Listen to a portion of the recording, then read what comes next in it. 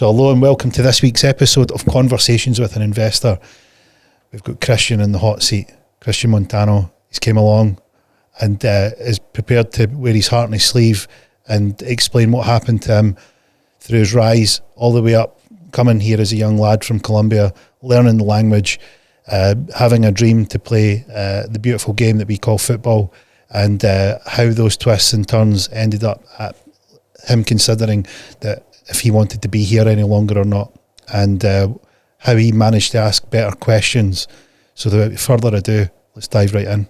But you're in the hot seat, it's you today. I know. So you were born in Colombia? Yeah, I was born in Colombia, man, in 1991. How long were you in Colombia? I stayed in Colombia till I was just before I turned 10. That's when I came to the UK. So you'll have memories of it and you'll remember it? Yeah. What do you remember about Colombia? A lot of things, man. Obviously, growing up in Colombia, that's when I started having my dreams, my ambitions, of what I wanted to achieve or what I wanted to have when I got older. And growing up in Colombia, it's a lot different. Obviously, it's not like what people will always talk about. It's what you make of it, the path that you want to choose. Obviously, there's a lack of opportunities, but you can make something positive out of what you learn and what you see. But sometimes it could be very hard because of your surroundings. And that was near the case with me. And this is something that I've always spoke about, and something I've always said. I'm so grateful to my mum now, because the path that I was in and my mentality when I was a young kid wasn't the best. I was always driven, I was always hungry, I always wanted to achieve something, but it was always leading up towards a path that wasn't going to do well for me. And essentially it would end up causing pain to my mum. And it was due to my surroundings. With your surroundings in Colombia, you were going to be on a bad path. Yeah. What path were you going to be on?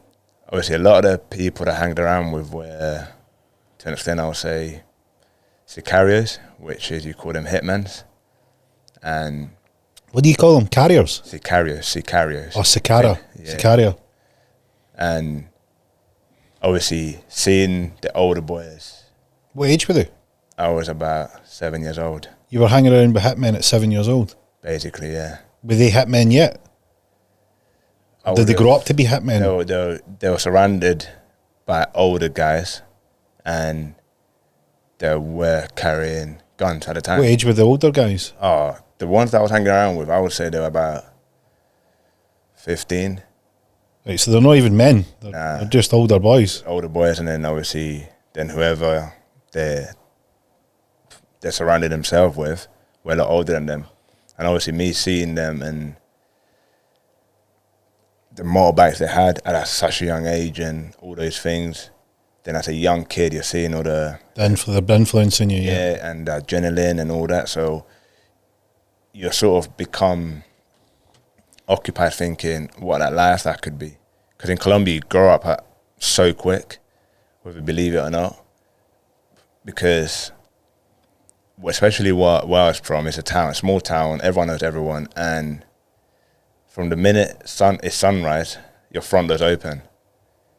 So if you're on school holidays, doors open, you go do what you want. And you're out of the house for the whole day, which is amazing because you're playing with your friends, you're playing football, but then you're also seeing what's going on around you.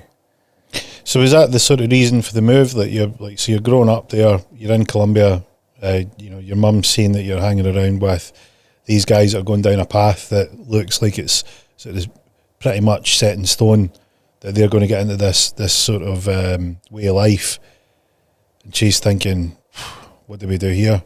Well, at the start, she didn't really know what I was thinking or anything, because obviously she did see a lot, and obviously the story that she's told me when she was pregnant and everything, that crossfire that she will get caught in because certain gangs from this area and that area.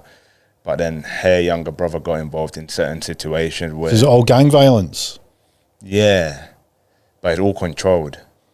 controlled. Which is weird. Like, what do you mean? Who's controlling it? I don't know who controls it, but it's not like in the UK, for example, if all these postcode wars and all that you can't go to this postcode, and because you end up getting stabbed, or you walk into an area that no one knows, you could potentially end up getting stabbed, or you get robbed or things like that. Nah, that can't happen where I'm from. Like, if you was to do, obviously it can happen, but then that person that's caused that damage will end up getting in trouble.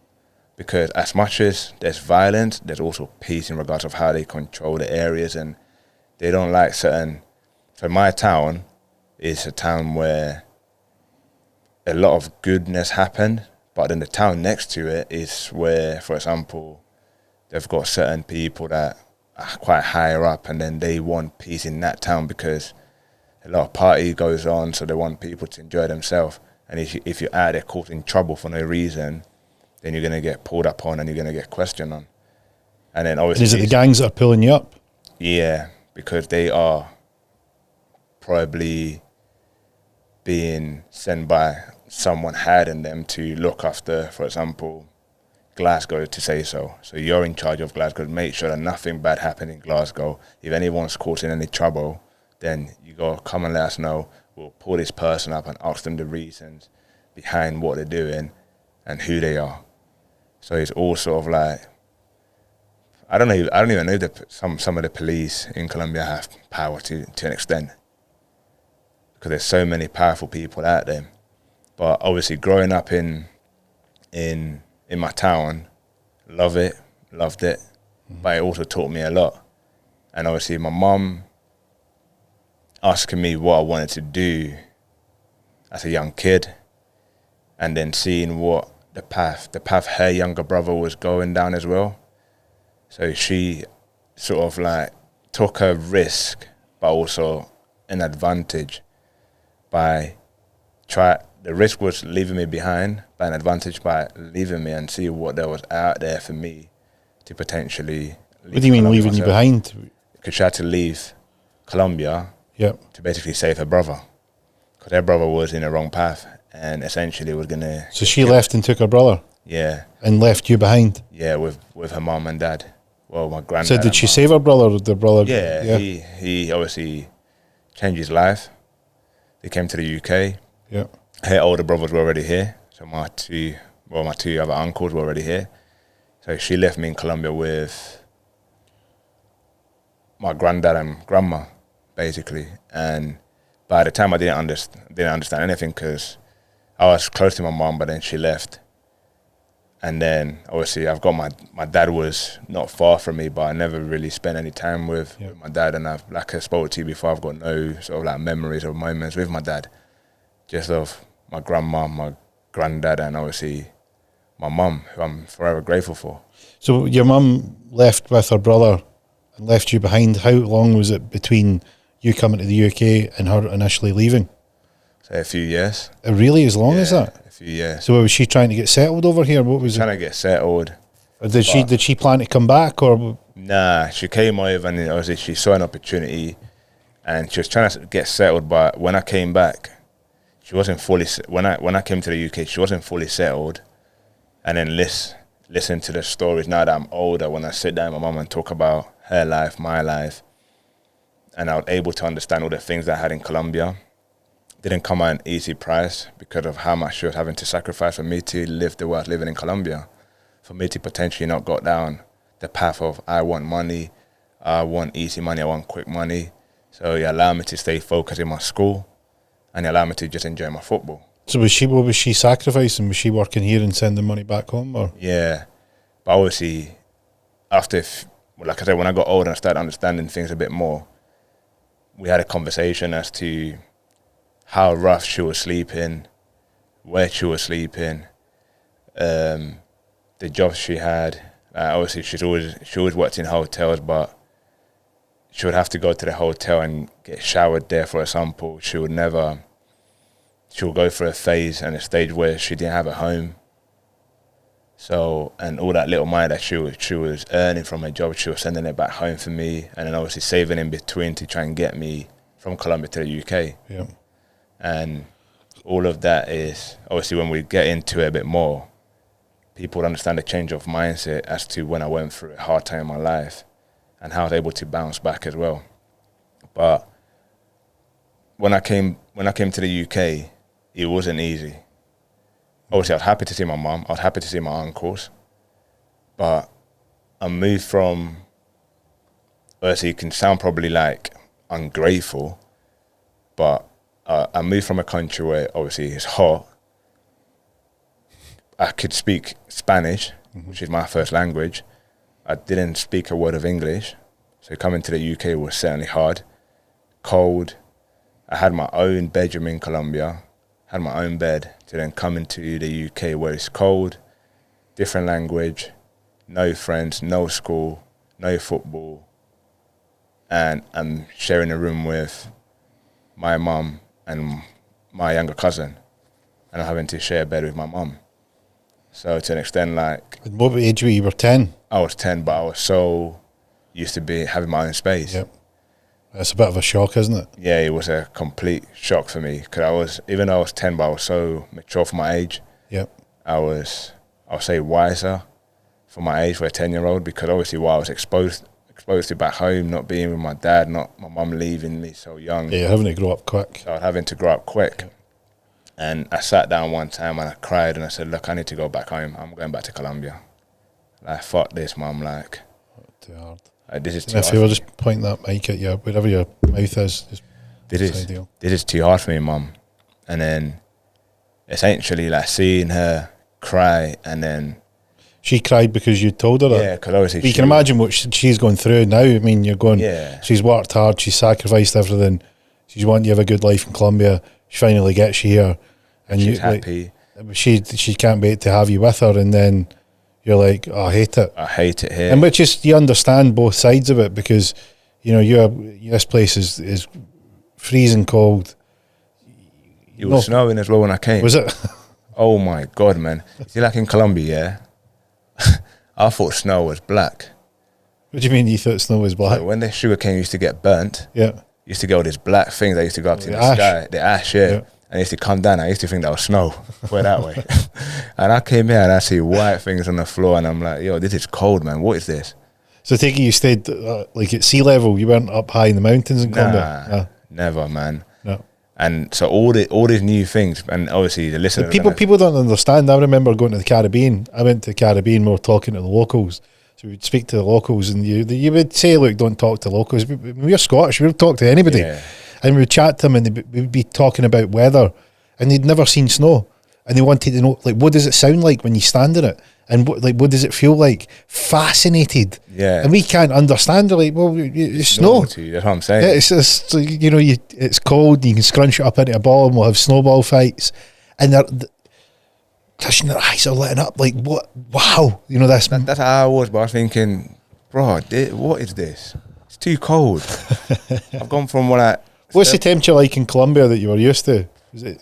Say about minimum 25. And what was you came here when it was snow? And December.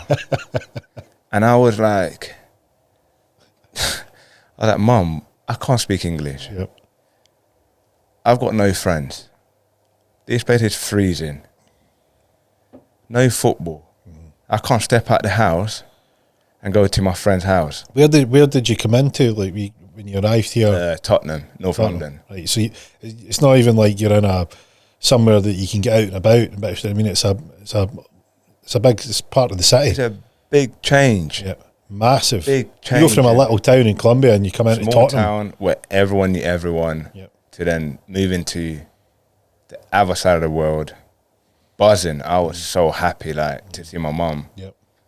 Being a few years that I've not seen her, I've not hugged her, I've not said, Mum, I love you, like, face to face. Yep.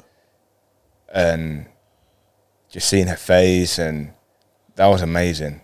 And I still got it in the back of my head, like the first moment I saw my mum, because I'm like, and I'm not. What did that feel like? Oh, it was incredible, man. Yeah. And I've always say, even to this day, I always say my mummy's boy. Even though I'm 32 with 2 kids, but that's 32 with 2 kids, I still say I'm my mummy's boy, because the sacrifice that my mum's done and how close we've been, And the love and respect and admiration I've got for her is huge. She's taught me everything. She's taught me things that my dad needed to be teaching me. Yeah. From a different perspective. She taught me things that a mother should be teaching her son, her kids, and the sacrifices that she made. My mum not only, like I said to you earlier in the week, my mum didn't teach me how to survive. She just went out there and she showed me how to do it when I came to the UK. You must have also been, like, it sounds like you're quite aware, you know, because you need to be paying attention to notice these things. So it looks like you're noticing what she's doing. Yeah. Not just like, well, it's mum and she does that and I'll go and do my own thing. You're paying attention to what she's doing. Yeah, I've always been that sort of person that I pay attention to details. Mm-hmm. And I've always said, like, when something big happens, it doesn't really bother me. It's the little things that I need to latch on to, put a stop to, make sure that doesn't escalate to bigger things. If something big just happens unexpectedly, then boom, well, what can I do? Mm-hmm. But I pay attention to the little details, to the effort, to not just the words, your actions. A lot of people talk, and my mum didn't talk much. She showed me actions. What did she do? Like, so she's burst into tears. You've told her you want to go back to Colombia. What happens after that? She said, "Give me some time. Please give me some time." And I said, "Okay." Mm-hmm. Because when she said, "Give me some time," she also explained a little bit how hard she had to work. So give her some time, and if I wasn't happy after the time that she wanted me to give her, then she will send me back home. What did she do to kind of get you started? She then spoke to a few of her friends who were already settled in the Colombian? UK. Yeah. So they can speak Spanish? Colombians. I'm from the same town as us. Yeah. So she spoke to them. They had kids as well, around the same age as me, and they lived in Hackney. So obviously a different area in North London. So I came to North London, and then they were in East London, in Hackney. So she spoke to them, took me around the house. Then I started mingling with the friends' families. What was it like in London? I mean, do you remember coming to London? And how are you getting around? You going on the underground? I had to learn how to get in buses from a young age. What was that like? That must have been quite an experience. It was an experience. It was terrifying. Were you terrified? Yeah, terrifying. It was an eye-opener to how people live away from so-called home, away from all these people dream of being away from home, and they think it's just going to happen like that. Because obviously, back then, you get individuals that have left Colombia, our town, and went back home, and they looked like they had a lot of money. So immediately we thought, fucking hell, it must be easy over there. Because he didn't dress like that. He didn't live like that. He didn't have this. But now he's gone over to the other side of the pond, and he's come back. Look at the way he's dressing. Look at the way he's talking now. Look at how his personality changed. So it must be easy. But then me coming over here, and I say this to a lot of my friends back home, the little friends that I still have left, that are alive, and they want to leave Colombia, I tell them, it's not that easy. Unless you've got something in place, a plan, or some sort of help, you know what you want to do yourself, then make the jump. Yeah. Because I believe in making a jump even though if you're scared. Oh, 100%. But there's certain jumps that you can take, even though if you're scared, but there's certain jumps that you have to be very calculated and think carefully if it's going to be worth it. And me, that I've been here long enough, and I've seen what it's like, I tell them and I warn them. I said, I'm not saying don't come, but it ain't going to be easy. Yeah. So, and one of my friends did come over recently, and he was messaging me, I can't get a job, I can't get this, I can't do that. And I told him, it's not easy. Unless if you're coming on holiday, fair enough. If you're coming to settle down, it's a huge step. I'm lucky and I'm blessed enough, and I'm grateful because my mum brought me over. So I was a young kid. I didn't have to come over and fend for myself. I had to just come, see what he was like. If I adapted, then I can make it work. So what happened when you went, they taking you around to the other kids? we engaged, find out what school they went to. Then my mum made sure that even though it was out of my catchment area, my mum made sure that I went to that school. How far is it, Hackney, from Tottenham? It's not too far. I only had to get about 2-3 buses. So, like, how long? Because London's difficult. I mean, mileage doesn't really matter it because you know what it's like. It can be about a short distance, but it can take you ages to get there. An hour and so.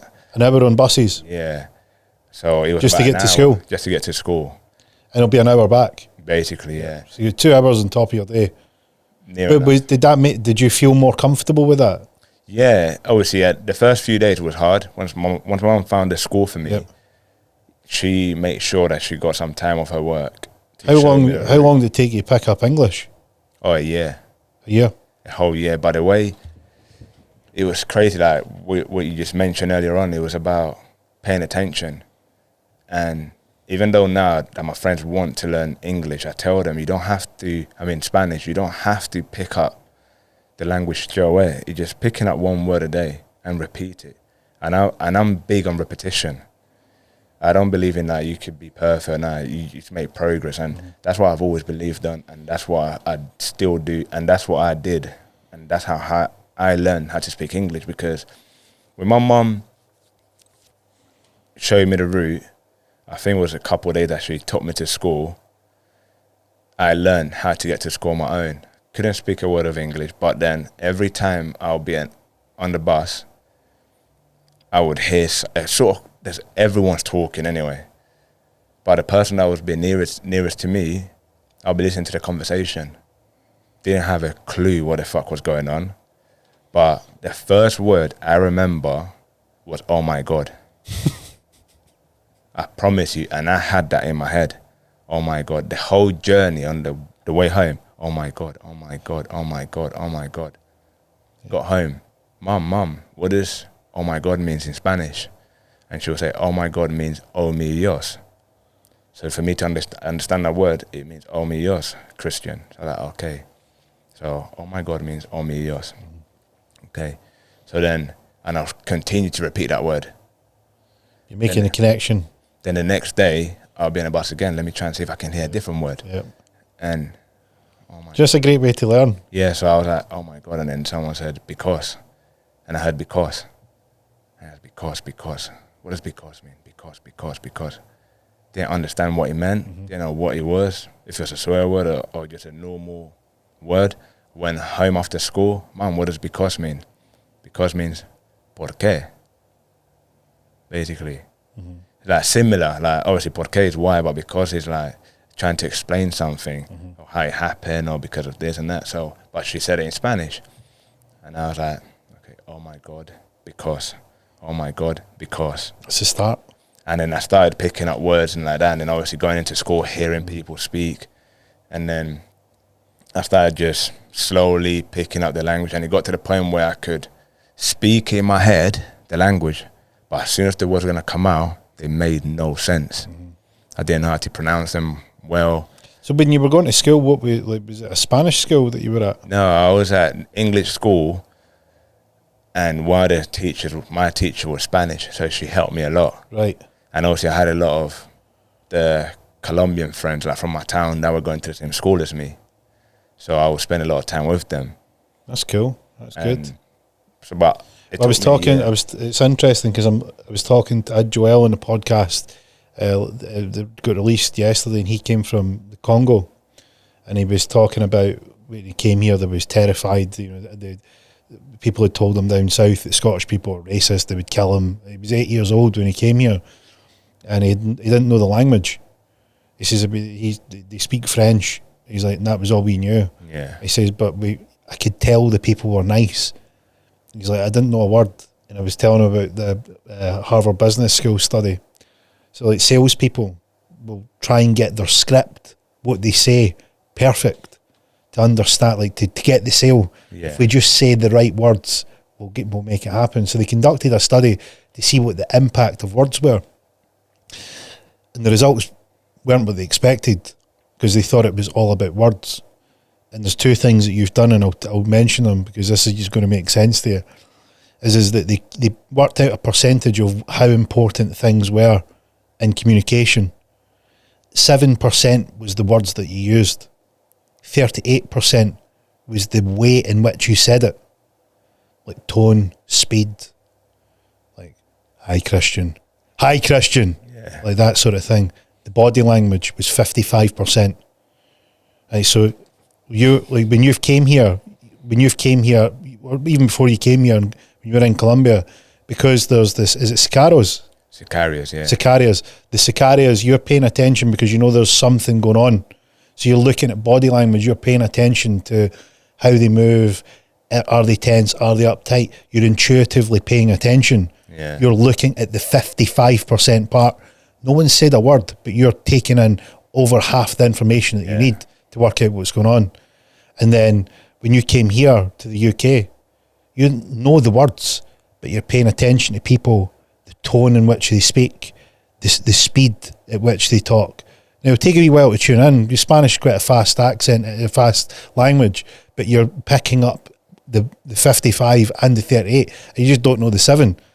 And you remember I said to you, I says, you're paying attention.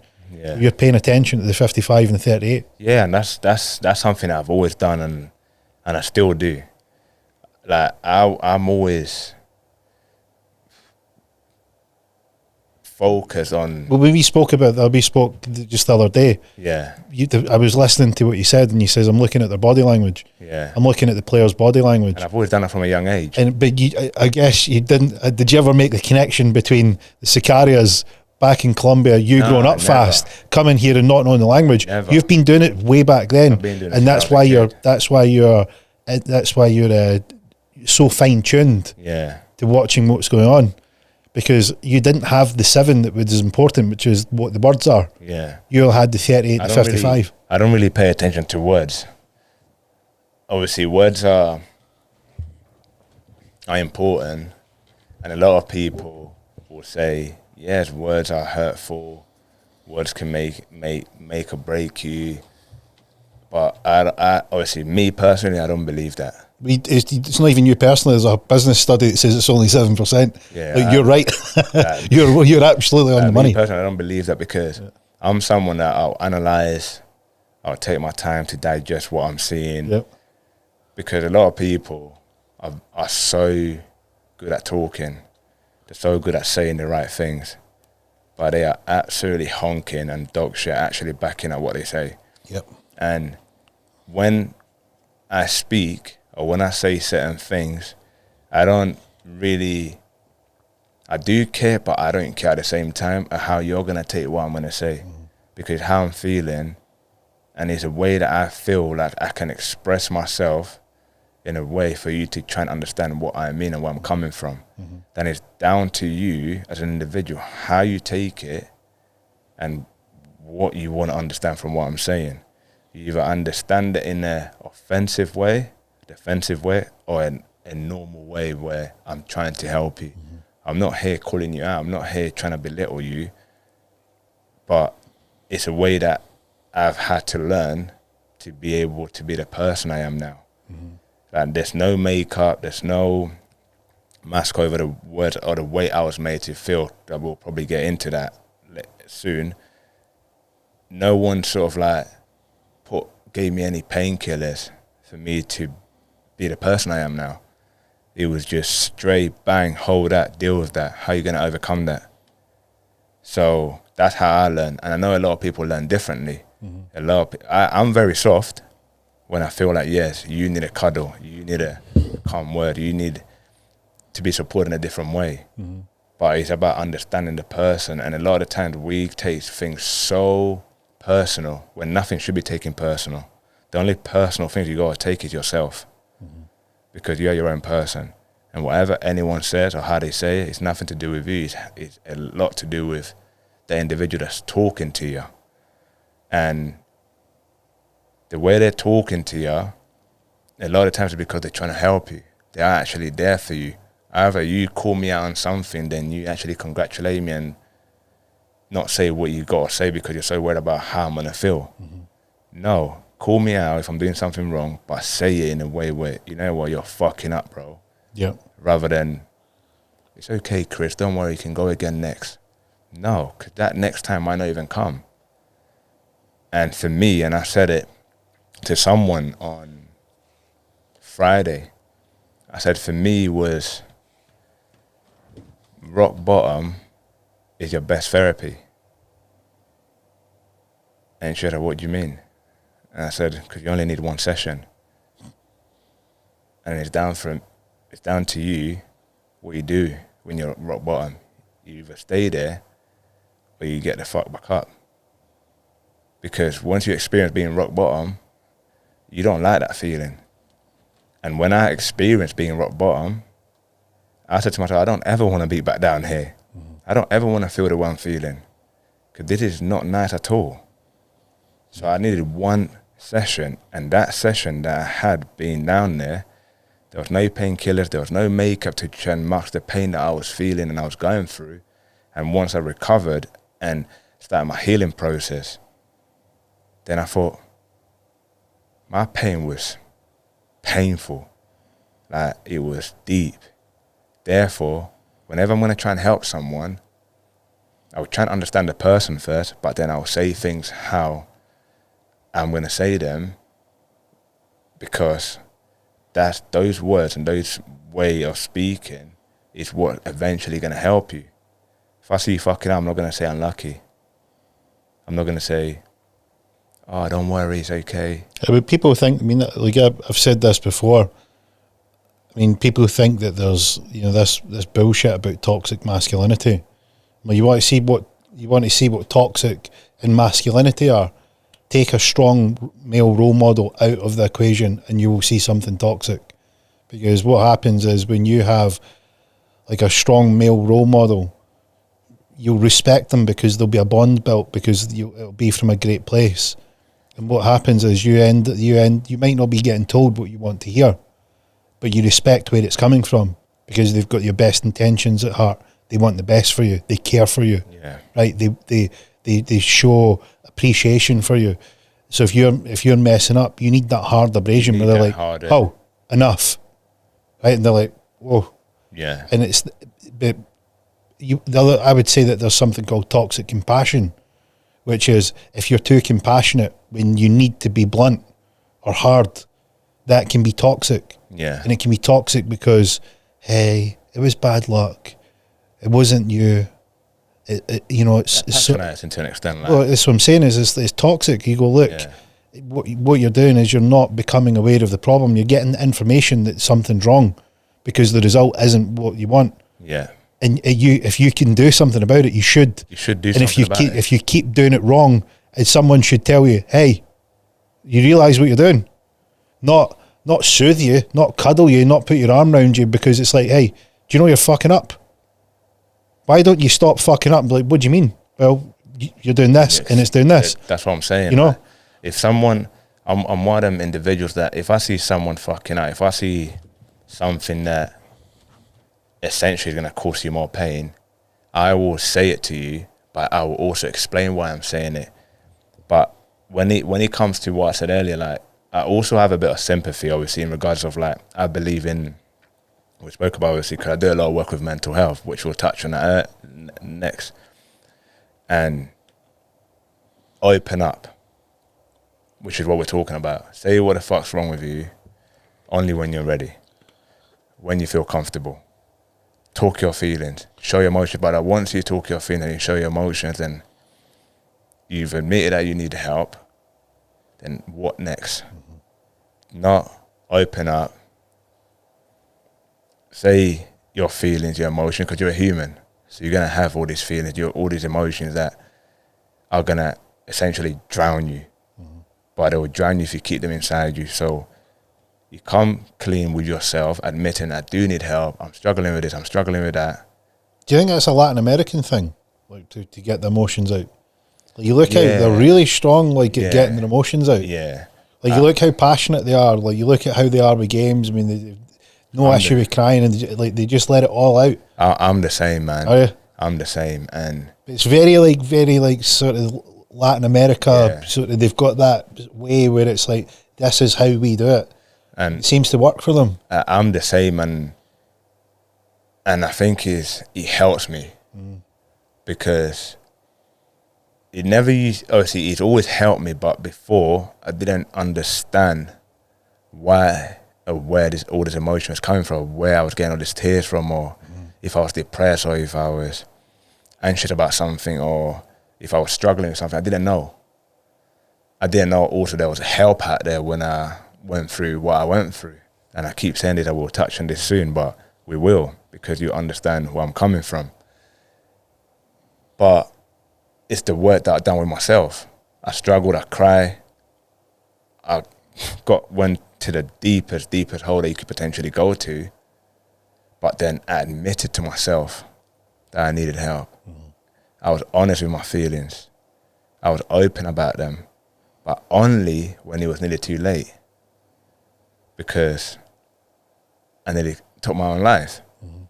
And that's when I realized that speaking is actually not a bad thing. And then I need help, a weight lifted on my shoulders, but I didn't go out and got the help from external sources, external things, or medication, things that I couldn't control, or be told how to look after myself. And that's when at the start of this, I said to you, I'll go back to how my mum was, that helped me to an extent overcome what I was going through. Well, let's pick it up, because we'll come on to what happened shortly. But you got to the point where you were in school, you weren't sure. Your mum is giving you the give me some time. She's taking you to see some of these Colombian kids that are your age from the same town. You are taking a bus journey that's an hour long to get there. A couple of buses. It's terrifying. You're picking up the language. Your first one was, oh my God. Your second one was because you're going back to your mum, you're asking her what they are. Your Spanish friends are helping you in school. Your Colombian friend, that speak Spanish, and your teacher speaking Spanish. So you're getting the hang of it. Like, are you starting to feel like you're settling in a bit at this point? Yeah, and then how long is it? How long is that period where you go from, hey, look, I want to go back to Colombia, to a couple of months. Right, quick. Yeah, a couple of months. I'm someone that can adjust real quick. And do you remember what you were feeling when you started to feel a bit more optimistic about? Still felt this is different. Of course. A lot of change has got to happen from me, because I was a bad kid. What do you mean a bad kid? Badly behaved? Yeah, I was naughty. So, and I could get away with it in Colombia. But then everything, understanding the struggle that my mum went through, how hard she was having to work, then I had to put a bit of me and change the way I was to try and have that better bond with my mum. Be that kid. People in Colombia used to call me Chucky. Is Chucky the same thing in Colombia as it is here? Yeah, right. The little little devil. Yeah, they used to call me Chucky in Colombia. But what were you doing? I don't know. Like, my sister even says to me, like, when I went to Canada, and then she said to me, like, the way I was going, if I would have said in Colombia, I don't think they would have seen me past 15 years old. Yeah. And then she said, like, but when I went back from the UK on holiday to Colombia, they were expecting the same person, the same character, the same personality, and everyone was like, "What happened to this kid?" Yeah. Wow. And what had happened to you? Understood everything that my mum was going through to get me over here, to give me the life I had in Colombia. But did you understand that at 10? Or is that just looking back now? That's just looking back now. Like, what was it like? What was it like when you were 10? What do you mean? Like, so you've got to school. Yeah. You're starting to settle in. It's a couple of months in. It took a while, because I still had that sort of fire in me of always wanting to fight. And physically fight? Physically, yeah. Right. Even if it wasn't my fight, I'll make it my fight. Yeah. Basically, that's sort of like the mentality I had in Colombia. Yeah, I don't know you, but you're fighting. Now it's my fight. Yeah. I either fight with you against him, or you're both fighting against me. That's the mentality I had, and that's how I was growing up. And it got to understanding my mom, and also the trouble that I was getting myself into. So I got myself in a few like detentions and all this bother. And then my mom speaking to me again, And then the effort that she pointed in finding me a football club, and she went the extra mile to find me a club that was literally full of Latin American players. What club was that? Sunday league team called Universal FC, which was managed by the coach Isai Sanchez, who I've also got a lot of respect for because he took me in. What age were you then? Same age. All this happened within, I was 10. Wow. I was 10 when all this happened. Is it warmed up yet, or is there still snow on the ground? Still cold, man. There was no snow, but it was still cold. So what happens when you go to Universal FC? I started playing football, doing really well, enjoying myself now. Then playing football in the rain and cold, and then see my mum stood on the sideline. She didn't really understand football, but seeing her cheering me on and supporting me, just started feeling like at home. Yep.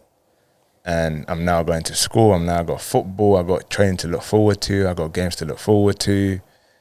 And fast forward time, then I got scouted by West Ham. What age was this? I was 11. At 11? Wow. Scouted by West Ham under 12s. And so a lot happened literally within a year and a bit. So you must have been fairly good. I was decent. Yeah. Yeah. Right. So, and yeah, got scouted by West Ham. And even my first training session was, we were late because, like I said, I didn't know how to get on the train at this point. I don't think I've been on a overground train. So we didn't know where to go, how to get there. And we ended up, we got on an underground train on the Central Line, and we got to a station called Newbury Park. And then from there, we realized that we went to the wrong station because the nearest station was, I think it was Little Heath, which was an overground train that we could have got from Liverpool Street, but we didn't know. We also didn't know that you could get then a bus outside Newbury Park to a bus stop that was close to the training ground where the matches were being played. And so we ended up walking all the way from Newbury Park to Little Heath, which was about 40 minutes walk with me and my mum. And got there, I'm late to the game. Was it a game? Yeah, it was a game against Coventry. I still remember it so well. It was against Coventry City. And I got into the changing room.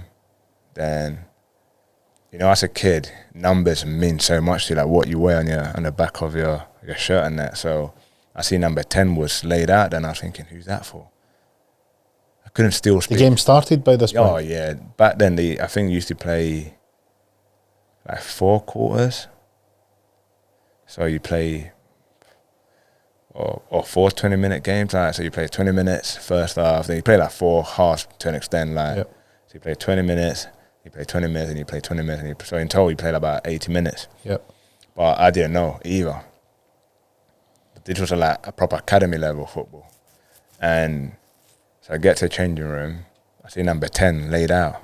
So I'm like, who's this for? Like, number 10 for me. So I'm getting excited. Like, oh my God, I'm going to wear number 10. Boom.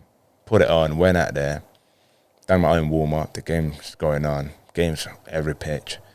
And the coach asked me what position I played. I remember so well, but I still didn't understand proper English, I could understand it, but speaking it, I didn't really, that to me made no sense. Mm-hmm. So I'm thinking, I'm going to say that. As soon as I went to say, I was like, no, that doesn't sound right. So I stopped myself. So the coach went, do you play left wing? And I was just saying yes. You left-footed? I'm left-footed, but back then I was a striker. Yep. So he was like, do you play left wing? And I was like, yes. And everything he said, I was saying yes. And then boom, okay, you're going on. So I went on for the last 20 minutes. Mm-hmm. And I won a penalty and scored a goal. And after that, I got offered an academy contract. And I signed for the under 12s I signed. And yeah, and then obviously then everything changes again. I had to adapt to new way of living to an extent. How come? because obviously now training was during the week at night, and then games were like on Sundays. It's not getting any warmer for you, is it? Nah, it wasn't getting any easier either, because then now I'm having to travel Essex. Is that where West Ham is? Yeah, basically Essex. How long is that from where you're at? So my routine then became into school, then meet mum, because my mum was working, so my mum would have to wake up about 4 a.m, make my breakfast, and then she'll leave to go work. So I have to get up, eat on my own at that age, and You're still 11. yeah, eat on my own, and then try and get to school. Then my mum had like a little window where she could go home and make lunch. So she'll go home from her work, make lunch, and then she'll meet me at Liverpool Street. So then I'll get a bus from my school to Liverpool Street, me and my mum. She would have my training kit, and I'll get changed on the train and eat on the train with all the commuters looking at me, and all that smelling of, like the smell of Colombian food, like the strong seasoning and all that. So I'm eating in between all these commuters, finishing work, going back home, and I'm getting changed on the train while I'm eating my food at the same time, basically. Hustling. Basically, I was a hustler from a young age. I can love it, man. I love it. I see if I seen a kid doing that, I'm like, he's going somewhere. Yeah. See if a kid's there eating and changing while he's moving. Right? He's going places. Yeah, man. Because, I mean, look at your mum. Talk about doing what it takes. She went above and beyond. What a woman. She's my superstar, man. What a woman, man. That is, like, talk about dedication. You know, serving a purpose that was bigger than herself, total sacrifice. Yeah. Going and making your food, getting your kit ready, getting up early, preparing your breakfast, come back and lunch, meeting you there. You know, imagine that she wouldn't have wanted you going out there yourself. She didn't understand, and the beauty of it is that she didn't understand football. Yeah. She didn't know you could make a living from playing football. I didn't know at that age. I was just playing. I just got told, yeah, West Ham, big club. How is she affording to get you on the trains and buses and kit and all that type of thing? Obviously, when I signed for West Ham, the kit's for free. Right. So they would just give it to you. And you got to the point that West Ham started being helpful as well. And they understood the sacrifices and how hard it was sometimes for me to get to training. So they assigned someone to sort of take me to the train station, sometimes drop me home. How far, what was your journey like? You're at Liverpool Street? No, I lived in Tottenham. Yeah, you stayed in Tottenham, so you got a bus, you were getting a bus from school to the station.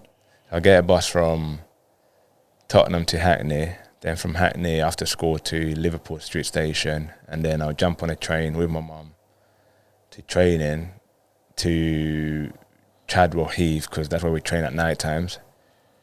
And then from there, we'll get a bus from there to the training ground, then walk a little bit, train, then walk, and then to the reverse. And I used to get home sometimes at 11, sometimes 12. To them, my mum didn't get up at 4, make me breakfast, her go to work. Absolutely and I'll incredible. wake up, go to school, and you know what? I appreciated all of that, because I spend a lot of my upbringing in the UK. I spent a lot on my own, in regards of not seeing my mum because she was working and she had about 3 jobs. And what kind of jobs was she doing? She worked in a hotel. She was a cleaner and all those things. So, and I'll finish school. I could have easily went and done my own stuff, and now I would rush home, and then I'll message my mum, I'm home now, and I do my homework, and then food was there was food there, because she's made enough for me to then have dinner. Yeah. After I had my dinner, then I would just go and wait for her at the bus stop, and then walk home with my mum. From waiting at the bus stop, and then it got to the point where sometimes the bus would be delayed, so then there was a library close to where we were staying, so she registered me to the library so that I could go and either play on the computers there so I would time it perfectly. So if, say for example, my mum was going to get to the bus stop about 6, I would try and leave the house at 5:20, get to the library about 5:30, because you always used to get like 30 minutes on the computer. So then I'll play from 5:30, and then as soon as I finish my time, the bus was right outside the library. So then I'll step out the library. My mum, hopefully, would be there. If not, I'll wait till she got there. But it wasn't easy, man, because we also had to move a lot. Because obviously, she couldn't afford an apartment. She couldn't afford our own house or anything because... So where were you staying? We were staying at shared accommodations. So, like, I'll always share a room with my mum. Shared accommodations? Yeah, so, like, lived in a room. Just me and my mum. Right, so is she renting a room? Yeah. Right. And there's people renting rooms in the... Rooms in the house, yeah. House, right. So, it was always like that. So, until I got to the age of 16, where I signed my scholarship with West Ham and I moved into Diggs. But then, because I was no longer... before that, we ended up finally getting like a council house where we then lived in Tottenham again. But prior to that, we lived in North London, we moved to South London, East London. There was one time that we moved somewhere and she had to lie that she was on her own. And then when they found out that she had a kid, we basically then had to move again because she wasn't allowed to have a kid in there.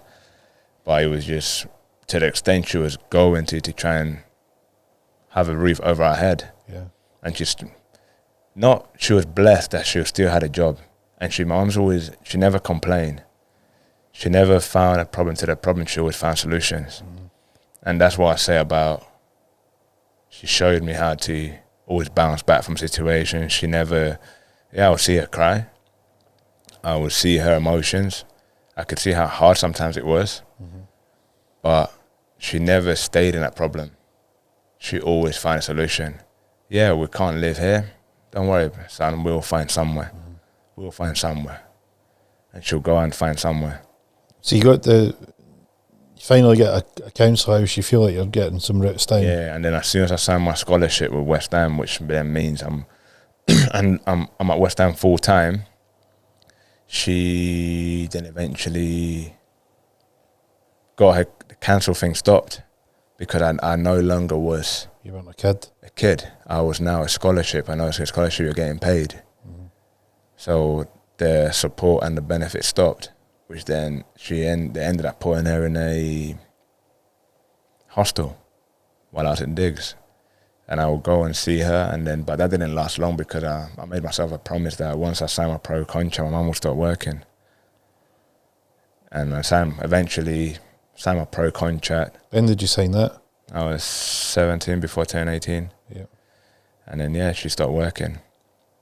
And then she moved in with me. So what was the deal with the pro contract? Just a bit more money. Was it enough to get her to stop working? Oh, certainly on way more than my mum was. Well, fair point. Yeah, so I was certainly... What I mean is that, was it a case of, was it life-changing money, or was it a case of, hey, look, this is enough and we don't need a lot, and this because we don't need a lot, it's going to make a big difference, but not a lot of money. It wasn't like life-changing money, but it was more, I sat down one time and I was like, damn, I'm earning literally in a week and a half more than my mum earns in a month. Yeah. To an extent, and I was like, you can move in with me. And were you at the digs, or did you get... No, I had an apartment then. Right. Mum just moved in with me. Okay. She moved in with me and we lived together. Did the club set up the apartment? Or did you? No, I looked for it. Because at the time I can speak proper English. Were you still 17? 17, yeah. How did you get an apartment? 17, 18. Yeah. It's young to get an apartment. Yeah. I got help by the agent that I had at the time. He helped me, and obviously everything went on his name and paperwork. He done everything for me, to be fair. So he helped me. But then my mum moved in with me. She started working, and I've never been someone that... I went through a phase where I didn't appreciate money, but I was never a big spender, because I realised at a young age how hard my mum was having to work to earn her pennies, her pounds, and it made no difference, and nothing was going to change. So even if, and I still got that same mindset, even if it covers just the bills, and I've got a bit of food in the house, I'm grateful. I'm richer than a lot of people. So because I've got a roof and I can pay for some food in the house and pay my bills. And that mindset I had from a young age until I started earning a bit more money. And that's when things started going pear-shaped. What do you mean? What happened? Just because then... But did you get a jump in, like, did you get offered a new contract? Or? Yeah, I got offered a new contract. Money went up. And that humble kid lost his way. And I'm not proud of it, but I'm not ashamed of it. But I'm okay with it because I needed all of that. So what happened? I just became very rude, arrogant for God's gift, because I'm now earning this amount of money, which is obviously was not like life-changing money, but it was obviously a lot to my first contract. And I've now got my first car. I'm now very, very independent. You can't tell me shit now. Oh, here we go. Like those type of things, and I do what I want. Who are you telling this to? Your mum? No, just the mindset I had. Yeah, right. My mindset changed. I could never speak to my mum like that. Yeah. Never, regardless. And respect for her. Yeah, can never, man. But even though if I wanted to say those things to her, I wouldn't.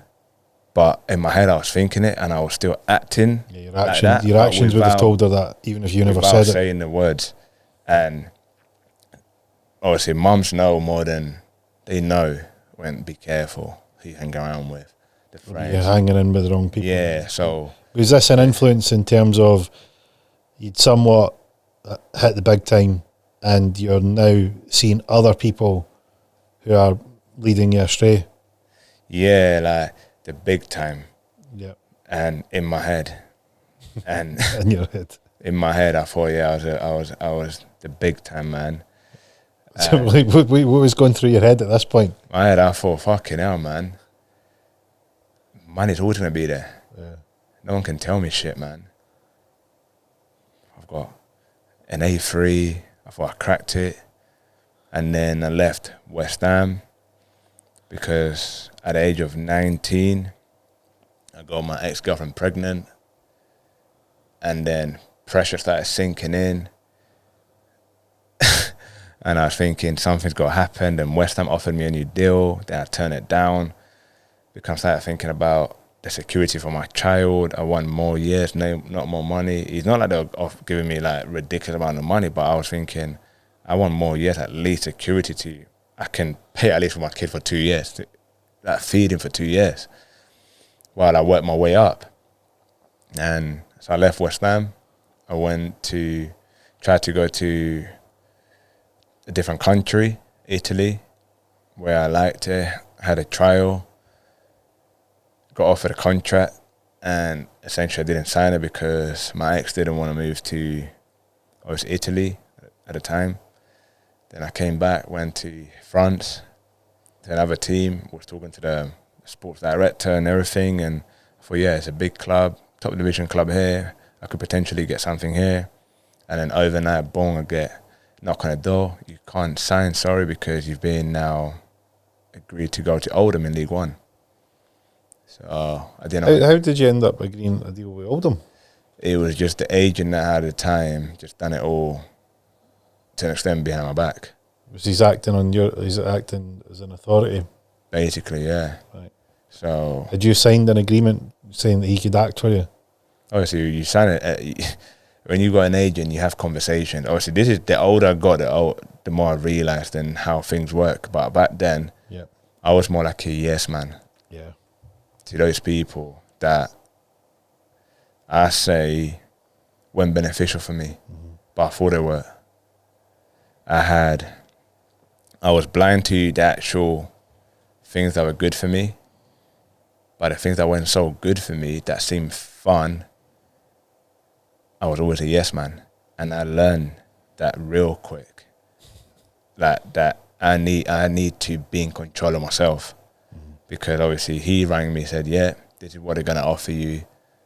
You're going to be on a bit more than you at West Ham, but it's a 2-year deal and a year option.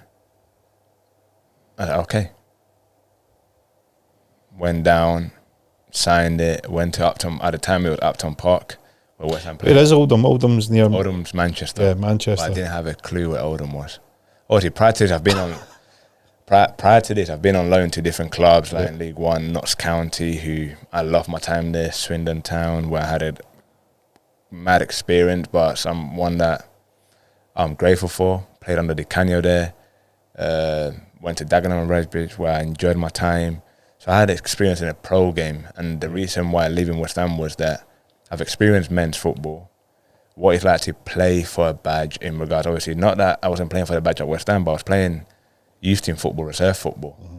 And I was so close to the first team, but I was never getting there. Not getting the breakthrough. No, not getting a breakthrough, but experiencing first team football on loan gave me that itch, that hunger, that drive, like, yeah, this is what it could be like, this is what it's like. I want to play. I want to play first team football. I want to play for my career, for my job, for the fans. I want to play for the club. I want to play for people's jobs. The pressure, embrace that. That's what I want. People chanting your name. People, when you score goals, when you make a mistake, you can hear the atmosphere. That's what I want. So Latino passion coming through. And I enjoy that Latin spirit's coming up. So I've done the loan thing, and I loved it. And then West Ham offered me a new deal, and I was like, so is this deal they're giving you for reserves? It was like, it's a professional contract, but you could still play reserve football. Yep. You'll be with the first team. You could go out on loan now to have experience. So they're putting you in sort of their roster, but not committing that you're going to be a first team player. Yeah. So, right. And I've already done that with my previous contract. And you're wanting to break through. You're like, you're wanting to get into the top tier. You want to be in the top first team, and you're getting impatient because they're hanging about. And then I became more impatient after I experienced first team football away from West Ham. You've also got this pressure of the kid. Yep, you need to make more money. I need to do this now. Like, what they're thinking is, this kid's going to we'll develop him at a certain speed. Yeah. And you're now needing to hurry that up because your circumstances outside of football have shifted. So the pace at which you want to do it, your life had changed. With this baby coming along, you're looking for security. The speed's changed up. You said something as well. You said that you were playing under Di Canio, and you had what happened there? No, it was an experience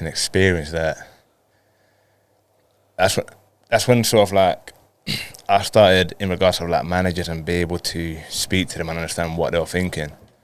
Because when I first went on loan to Di Canio, he is someone that I respect him, someone who had an incredible career, an amazing player.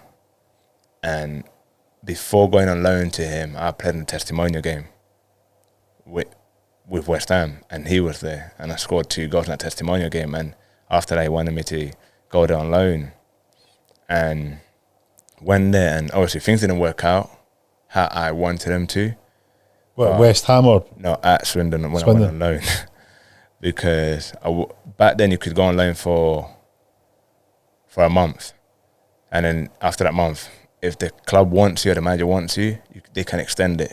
Also, if you want to stay. So, and with me, I've got that mindset of, if I'm doing something with you, I'm gonna make sure I put the effort in and I work as hard as I can, effective, productive, and it's down to you if you see that value in me to continue working with me. So that's how I play my football. Yeah. So I've gone on loan there. I've been on loan already, so I know what it's like. I know what it's like to play men's football.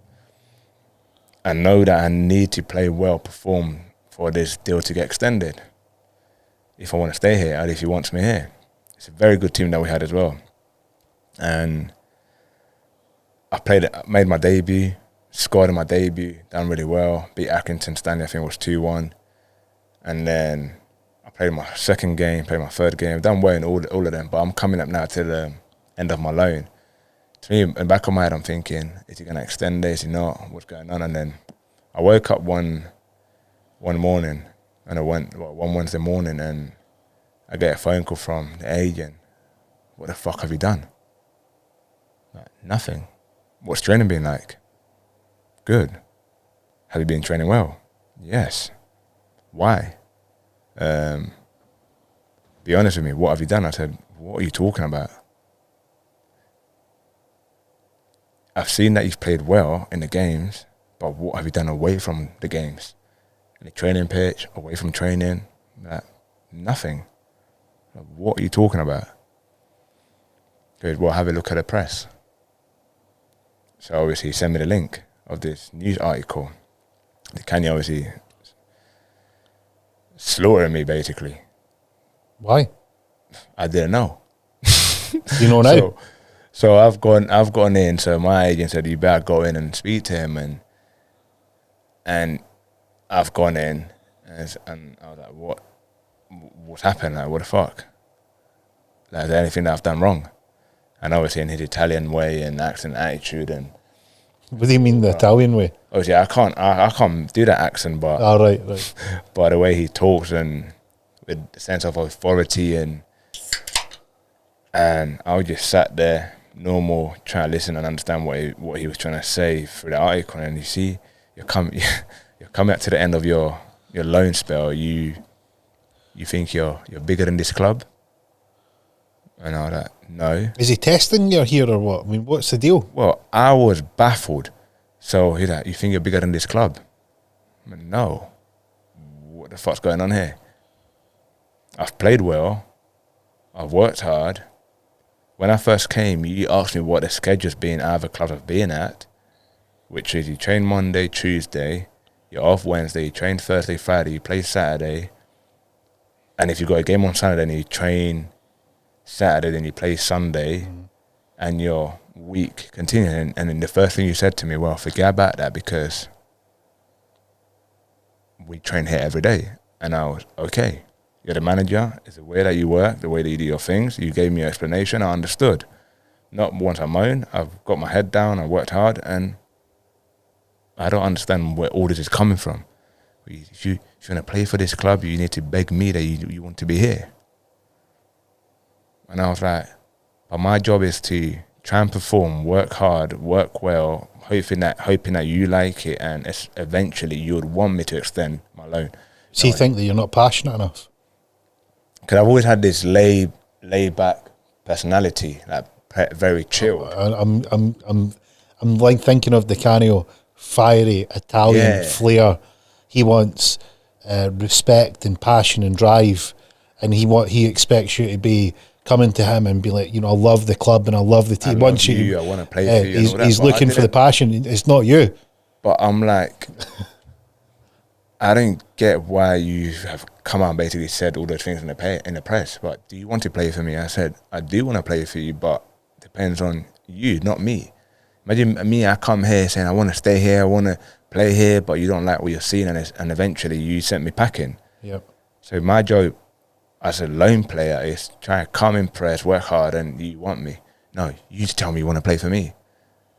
I know it's is that his style? I don't know. Did you ask anybody else? There's a lot of mad and crazy things that have happened. I've seen. Like Di Canio was mental. I mean, he was mental. He punched up a player, one of his players. He punched one of his players one time in a tunnel. And that was before I went on loan. I mean, Di Canio is not known for being like level or a picture of stability. He's a great player. He's a great player because his passion and his flair and his fire. To me, that comes at a price. at that time, obviously, I'm at that stage where I've just been on loan. I've had the experience of being on loan and what it was like and how it worked. Yep. So I'm thinking every loan place is the same way. What happened? What was the outcome between you two? The outcome after that, I left. I know. I mean, when the meeting, what was the outcome of the meeting? The outcome was that he wanted me to basically beg that I wanted to play for the club, and I told him the same thing I said at the start. My job is to do this. If you want me here, I would like to. So he doesn't like your attitude, then. That's what and it then is. my face didn't fit what he. Yeah. And we had a game, left me out of the squad. I went to the apartment, packed my car, went back to West Ham. And my loan wasn't even done. And so West Ham obviously asked me what happened, why am I not on loan? And I said, if you look at the press, then you understand why. Mm-hmm. They went, done the research, and then at the time they were like, because they know me, they know my character. And when I say to people, your character carries weight. Did they say that? Did they say anything to you? Go, look, we've reviewed this and we get it, or did they say anything? West Ham. Yeah. To me, no, they were with me. Yeah, but did they let you know? Did they say to you, look, Chris, right, we get it. We get, like... Why I made a decision. Did they clear up that they agreed with that it wasn't anything that you'd done wrong? Oh, yeah. Like... Straight away. As soon as they read that article without me saying anything to them, they knew you've done nothing wrong. Like, and what's being said in there is just not your character. Because we've had you here since you was a kid. Yep. And that's now cool. I'm a professional, so I went back, trained West Ham, and played a reserve game with them, and then I went back out on loan. Who'd you go to next? I went to Dagenham and Redbridge, Right. I think it was. And then I went to Notts County after that in League One. And then I finished my season then at Oxford. And I enjoyed it. So all that experience, obviously what we were talking about earlier, all that experience from different managers, different League 2, League 1, scoring goals, at different stages of their leagues and tables. How are you getting on with the play? Like, because you're going in and out of different squads. How, like, you must be quick at picking up and getting Very on with your adaptable. players. Yeah, I've always, like, obviously, the way my upbringing, I say to people, I'm not good with the comfortable. Yeah. I'm good with the uncomfortable. Yeah. Why? Because... What do you think that you did well to fit into teams so quickly at such a short period of time? Just being open-minded, being willing to learn, willing to take on a challenge. And it was the upbringing I had. I've always... There's something else. There's something more than that, because there's people that all got that. There's something else. Being me, unique. There must be, because everybody thinks they're unique. There's something you're doing. There's something that you've got in there. I don't know, some hidden power maybe. Well, maybe. But there's something in the way or style that people have got a new guy coming in and he's rapidly getting plugged into the team. Yeah. There's something in, like, anybody can be open-minded and say they're unique. There's something you're doing very specifically that's meaning that you're going into all these positions and you're gelling really, really quickly. I don't know, you know. There's something you're doing. If there's something, that's the first time someone said that to me. Mm-hmm. Because I've always said to people, it's just because I've been so used to being uncomfortable that I've always had to sort of adapt real quick. I've always had to look for solutions. And a lot of times I've been on my own. It's the speed in which you're able to get it to click. Switch and click. The click's happening much more quickly than you would expect. And there must be something that you're doing that's making that happen. See, you've got me here now, because now I'm fucking here thinking. Yeah, it'll be something. There's something like it'll be. I think that it will be something to do with the ability to build rapport with players. You'll have an ability to. They are opening up to you really quick and going. And I found even to this age now. I don't know what it is though. I don't know if it's just the way I am. Because if it's how I was when I was a kid, if it's how I was made to feel, because obviously it all leads to. It's a character trait. It's not. They're not. It's not something like the past and things that you've done will all play a part in it. There's some trait that you'll have that people are going, oh yeah, we're clicking with this guy. I'm just warm. I'm a good person. Could be. I'm just a good person, man. I'm a good person. Because even now, like there'll be some sort of relationship between who you are, how they pick you up, and your talent. There'll be a perfect combination. They're going, yeah. You know, whether you're supporting them, whether they're supporting you. How I support people and how I make people feel. I'm straight up. I don't lie. I hate lying. Apart from DiCanio, I mean, DiCanio is he's the exception to the rule here. He was mind-blowing though, like, it was mind-blowing. Because I was baffled. And that's obviously that could be his way of doing. It's a cultural thing. So it says like culture. Me growing up now, if that was to happen now, I'll react differently. Yeah. But back then, I was my mind was in the clouds thinking. But the difference that you've got is that the Canio is from a culture, and you're from a culture which is quite similar. Yeah, there's similarities, but when you've also got people within that culture that have a way of doing things. Mm-hmm. So like similarities will be the passion, the drive, the showing the emotions, the romantic sort of whole. Yeah. The people and the fans and that whole essence of we're in it together, right? That's the similarities. But he's really fiery and expects respect and things like this. And you're laid back. And what happens is that you see that what we touched on earlier on about the words. Yep. So obviously, I'm more expressive with my actions in regards of like my facial expressions, my body language.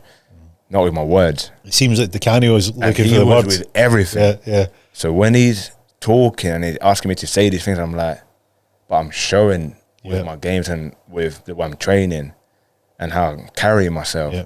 But you're not saying it to me, and I'm like. So it sounds like he thinks that he's detecting from your laid back attitude that you don't want it, and you think that you're too good, and that you think like you're not coming to me and speaking to me the way I think you should speak to me, because I expect you to be on loan and to want this and to be communicating that, and that I want you to tell me your passion, and I want you to tell me how much this means to you, and I want to hear it, right? So he wants to hear the 7, right, and he wants the 38, and you're going, but I'm doing the 55, basically. Yeah, and obviously, and you see the mismatch.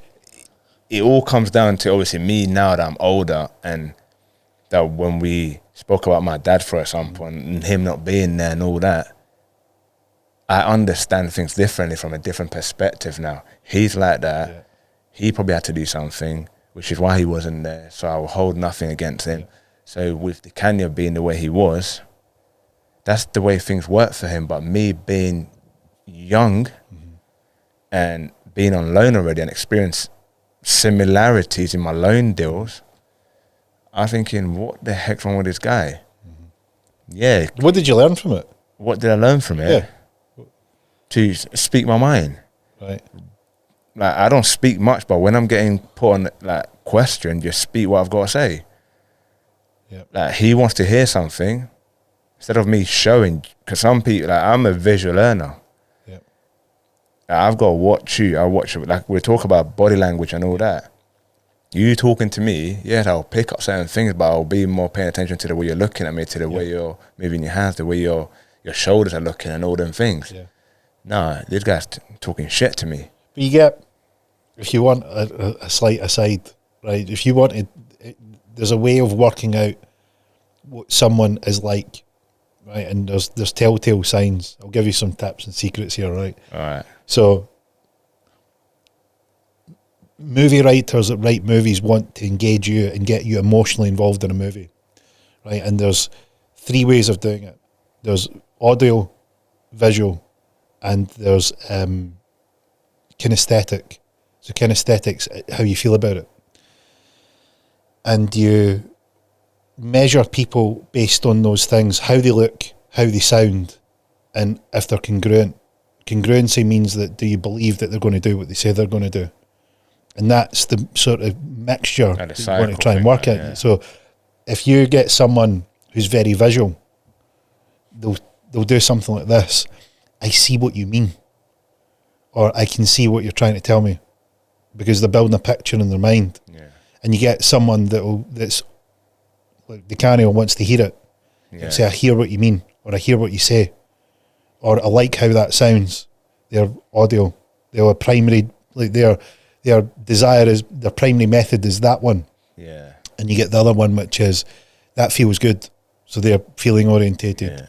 Yeah. So it's about understanding, like, you wouldn't explain to someone that primary, you wouldn't draw a picture for someone that's primary how they feel, like they feel things. Yeah. Right? And you wouldn't describe the sound of something as your primary focus if someone was visual. You're not lining up with their primary modes. Yeah. And the art is to find out which one's which. And sometimes you end up clashing. Like, but this is the thing, is like the Canio's got it wrong, but, well, he's not got it wrong as such. the way in which you went about it, I think, was wrong. We just misunderstood each other. Yeah, that's one thing that I would say. Like, I misunderstood him, he misunderstood me, and you're a young kid. He's a manager. He should know better. It was a lesson learned, and something that I don't hold grudges. I don't regret anything. I always learn something. I learn something new every day, and I'm grateful for it, man. So I will fast forward if was any of the other experiences like the Canio, or were they much more smoother? Oh, Mad Dog, Martin Allen. I loved him. What was his story? No, I just love him. He was mad. Tell me about him. I don't know about him, so tell me. Martin Allen. Yep, tell me about him. Ah, man, the guy was incredible, man. Obviously, he was one. I love him because he trusted me and he gave me my first ever like competitive league experience, like for Notts County in League One. And it was just everything, like his team talks. He have a dog that he would take that dog everywhere with him. And obviously people started calling me Monty. And then his dog was also named Monty.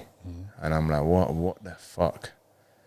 Like, so he will call Monty like on a training pitch, for example, and I look around and his dog's running after him, thinking they was talking to me. And then some like... He called you Monty? Yeah, so obviously Cristian Montano, so people... He started calling him Monty. Right. So the dog's called Monty. Yeah, so then I'm like, why you start calling him Monty when your dog's called Monty? Like, it's a term of endearment. Yeah, so, but you go to show that how much he appreciated me. Because you wouldn't call someone you dislike the same thing as you call your best friend. Yeah, so he took him everyone. Like, I remember like my first experience. Like, I thought, what is this, man? What happened? What's going on? So we're playing Exeter away from home, right? And we come out of the hotel to do team shape in the car park. Like, we're doing team shape in the car park. What's team shape? Team shape is when you plan how you're going to set up as a team, how you're going to attack the opposition, set pieces are like who's taking the corner, who's going to make the running behind back post, and who's staying on the edge of the box, who's going to stay on the halfway line just in case a counter-attack happens. So, and this is the first time it happened to me and I experienced it. And okay, I thought we're going to the game. Okay, now you're playing there, line up. And I'm thinking, like, line up where? On a car park. So where they stood like in a 4-4-2 shape. Now pretend you've got a ball. So you're there like kicking the air, passing to your teammate. What one of the three is Mad Dog? What do you mean? Like visual? Is he visual, yeah, audio? visual. Or he's visual. Yeah. What's he doing? He's visualising in the car park. Visualising everything, but obviously, as in someone who's never done that, I'm there. You're thinking, what's going on? Yeah, I'm there kicking the air like. And okay, now you've got the ball. All right, so if he's gone long, so they're jumping, trying to chest then, but there's nothing there. Yeah. Then corners. Like just imagining there's a ball there, so someone just stepping out to the corner in the car park and just kicking thin air, and then okay, you go back post, head it now, then and then you just jump in.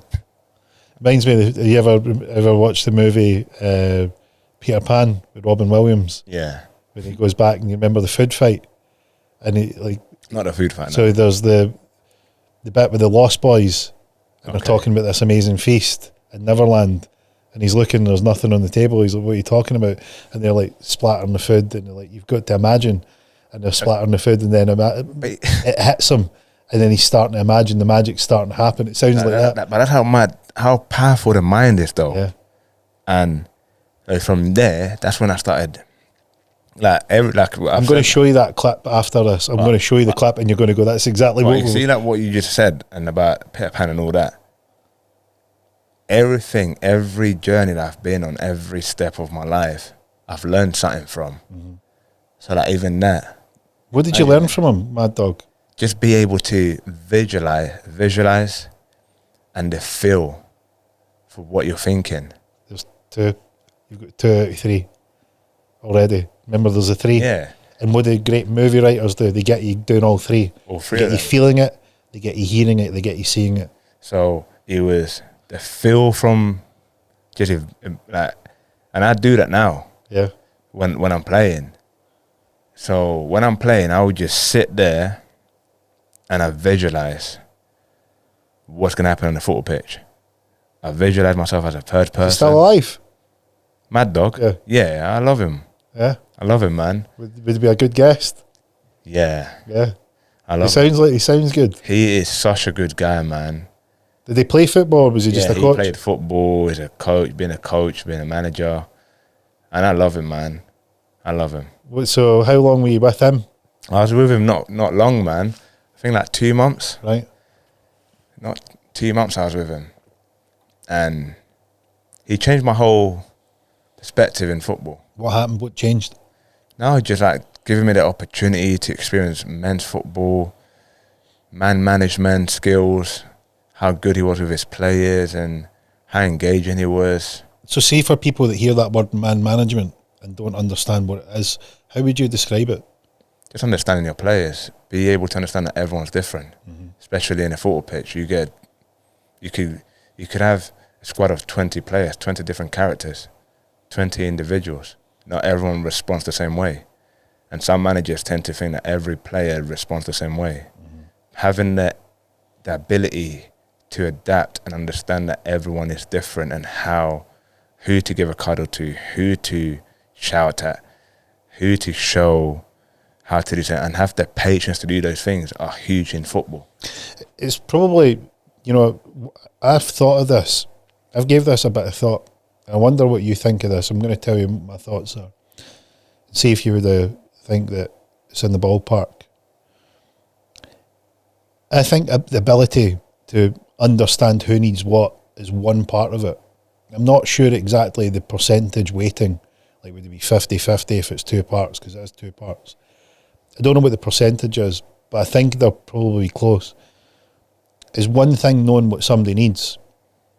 But I think the other side of that is, see when a player knows that you've paid enough attention to know what he needs. I don't know if it's 50-50, but I think that means a lot to them.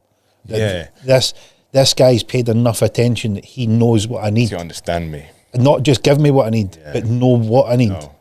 And I don't know what the balance is, but I think they two go hand in hand. They go hand in hand. You I'll give you, if you want, I'll give you an example. Like, Mad Dog could do the notes. This is what Cristian needs. So he would know what you need. Yeah. He's analysed you. He's worked out. He's gave you the time and attention and focus to work that out. He passes his notes to a new coach, and the new coach gives you what you need. It will not impact you the same way as if Mad Dog done it, because it was Mad Dog that knew what you needed. One thing that he had as well, the belief and the power in his words and the emotions he said them in, that made you believe so much in yourself. As a manager, that's huge. Yeah. I remember my last game on loan for him before I went back to West Ham. I was going back to West Ham. We were playing Hartlepool on TV.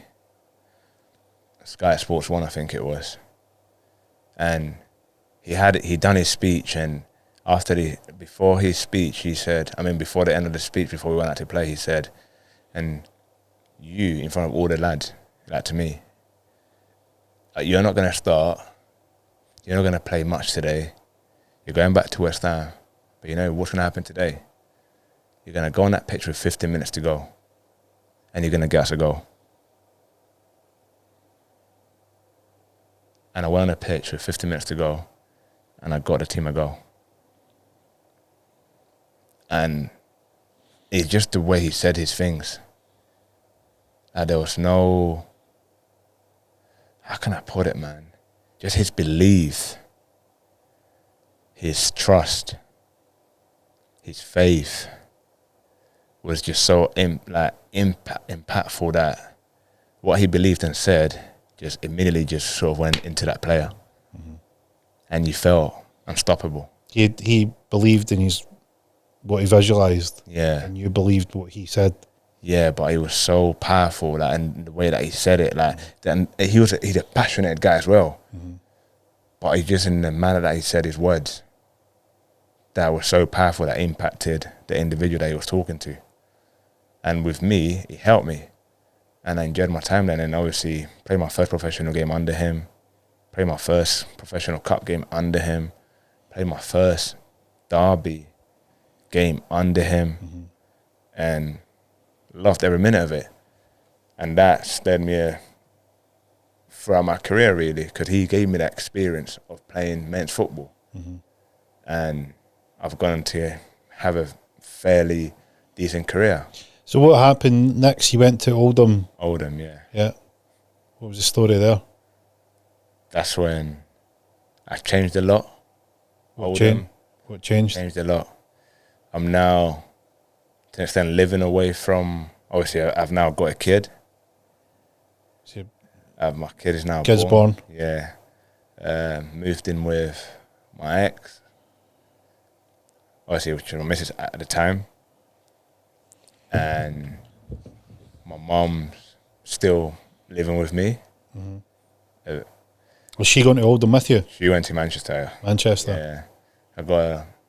I got a fairly decent sized house. Enough room for everyone. Yep. And first time being up north. And you're 19? No, this time, my kid, she fell pregnant when I was 19. Kid was born when I was 20. Yeah, 20. 20. You're still young. Yeah, so a lot.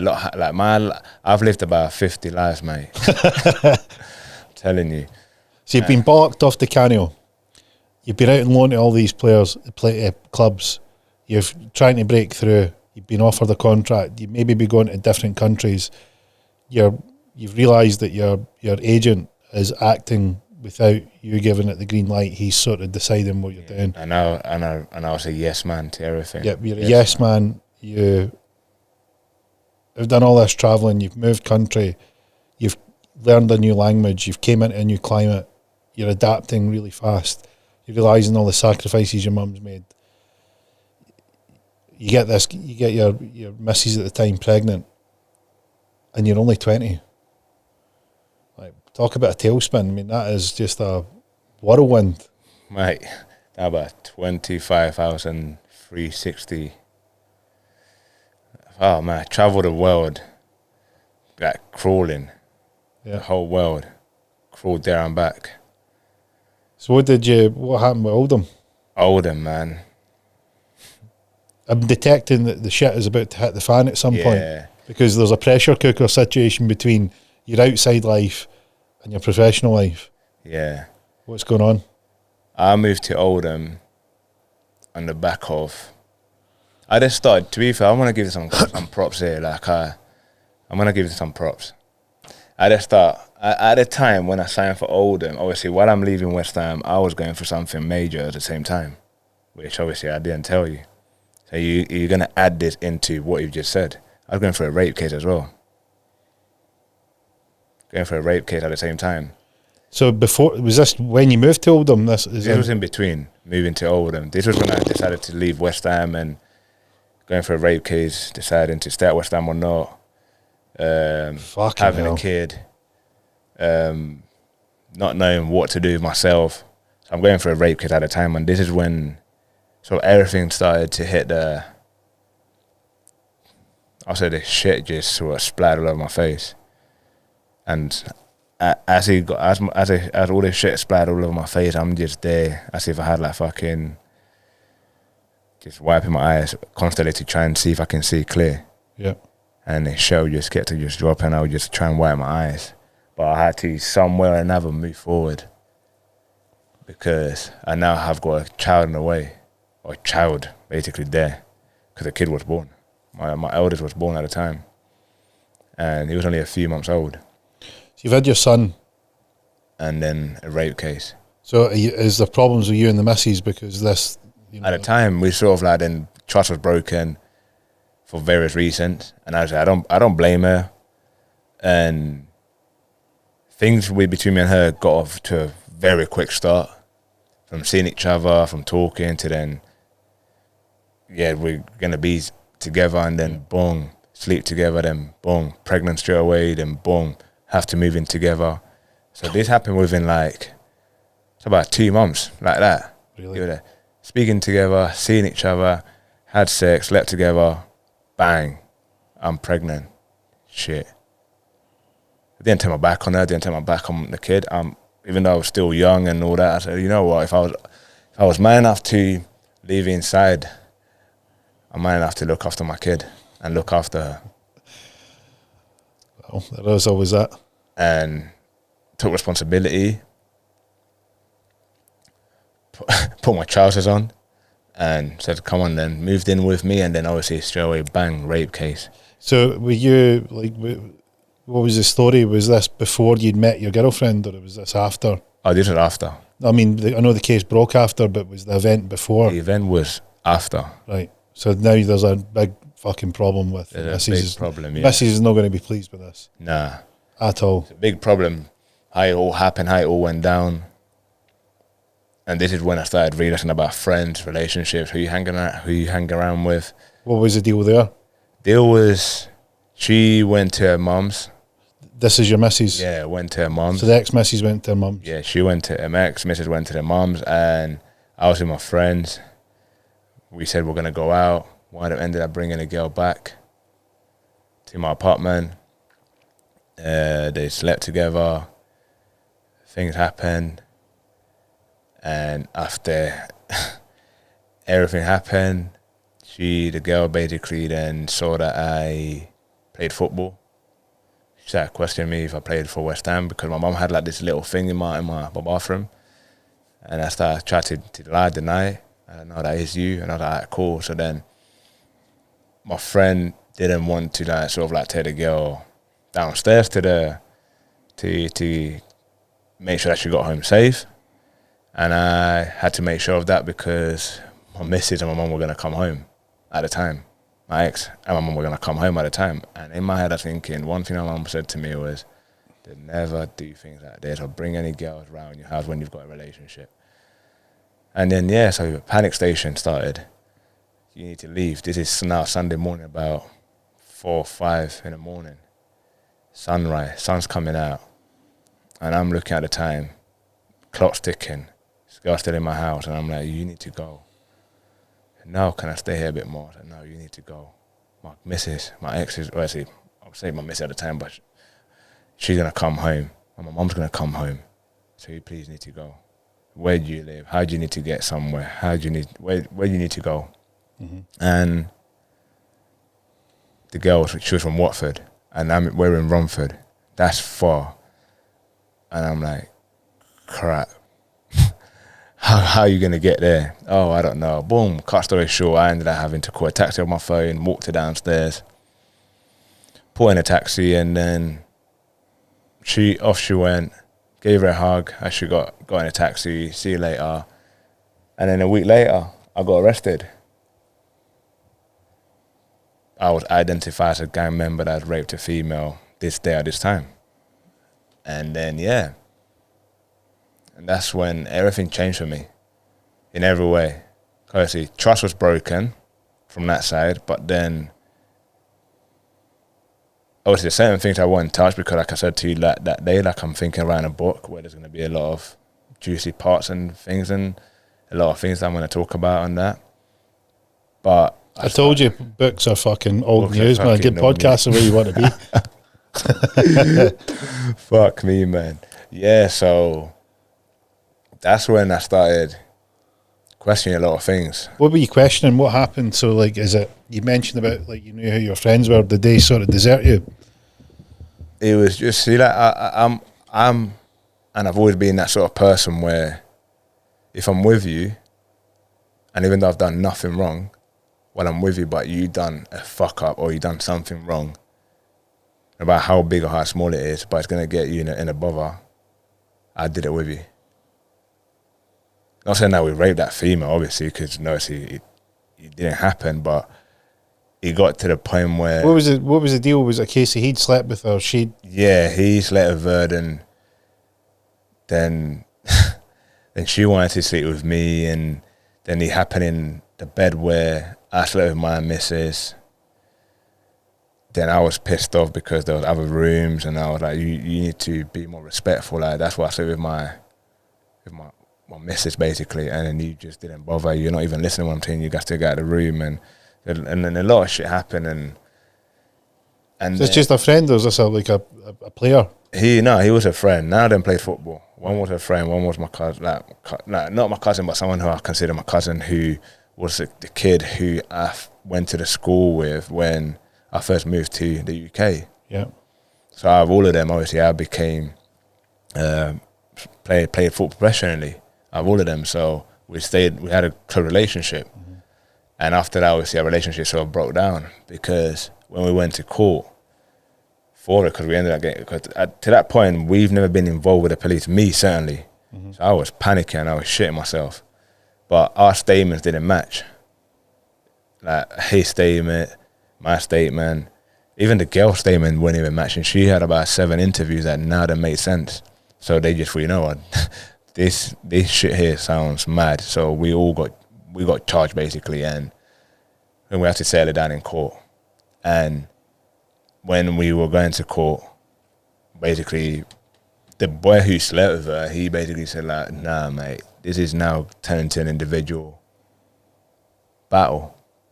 So it was now an individual case against everyone else, individual cases. So, and I said to him, look, if you was to go down, then we'll all go down to an extent, like we're all together, like that. But, and then he was like, no.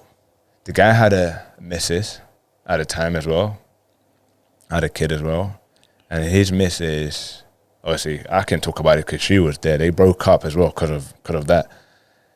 And he was basically saying like he loved this girl that he just met to save his ass instead of talking the truth. So he slept with her, tried to cover it up, saying that it wasn't him. No, he obviously he said he slept with her, and the reason why he slept with her because he caught feelings. And bearing in mind his missus is in court. His missus isn't in court trying to support him, and he's saying like the girl that he just slept with, he basically like fell in love with her one night and then try and pass the baton to us, saying like they probably did rape her and all that. And I was like, rah, like you just trying to throw people under the bus like that when nothing like that even happening, but you're trying to insinuate that you fell in love. That's why you had sex with her. So all those things went on, and I was thinking, what the fuck, man? But then even from that event, I started thinking about friends, females. I had this sort of bad energy and hatred towards females for a period. Why? You just resented what had happened to you? Yeah, because of what happened and how... It was just one. Yeah, but it was just one. But at the time, the way my head was, I started thinking that they're all like that. Yeah. And then I started having this attitude towards my mum. What was the girl's deal? Like, what was her angle on the whole thing? No idea. Was she wanting money? Was she wanting paid out? Was she wanting, like... Potentially. Has she got a man? Did she fuck up? No, like, but even when we went to court, which is crazy, like, they found...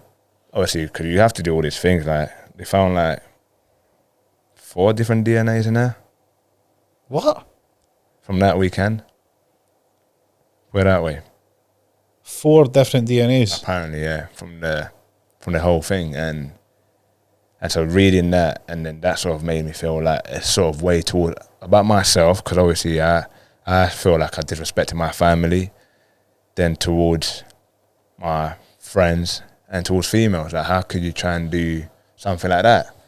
But then obviously fast forward time, so now I've moved to Oldham with all this baggage, but then I give credit to Oldham because they knew about it. They supported me through it. Whenever I had to go court and drive down, they understood, and they're like, yeah, go do what you got to do. And then fast forward time, I got caught up in a match fixing scandal. What's the timeline between? So was the match fixing scandal at Oldham? I was at Oldham, yeah. Right, and what's is the rape case and the match fixing case overlapping? Basically, they were just joined together. Like it was so rape case I'm going up to a trial, and the trial, say for example, is in I'm just gonna say any random month. Say like it's in May, the following year. So I sign in the summer. So this time in 2012, I signed, for example. But then the rape case goes on for a while. because he only took he took about over a year for them to charge us, to say. And then as I get charged on the court cases in June, to say so, then the match fixing things then happen in December. So I've got a trial in June, and the match fixing thing happens in December, before June. So then I've got this thing. What was the deal with match fixing then?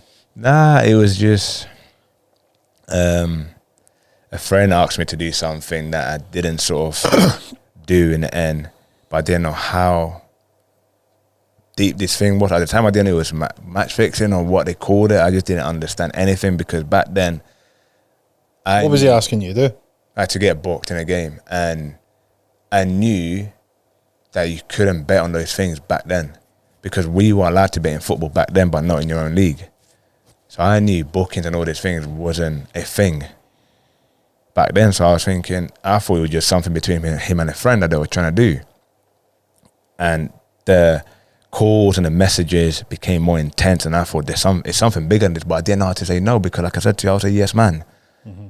So I didn't know how to get myself out of the situation, because I've already said yes, but this is getting too much, and I don't know how. Well, you've agreed to it just because you think it's a friend, and you don't really know what's going on. Between two friends, like a normal stupid bet or something like that, and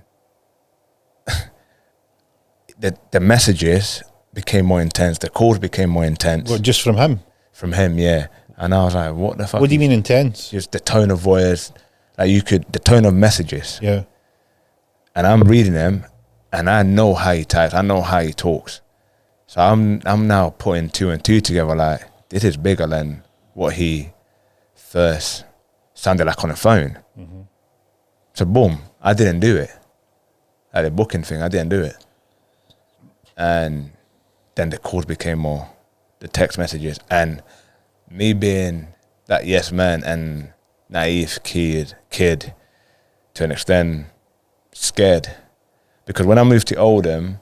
So when was what match was this? When you were at West Ham? He was. No, I was at Oldham now.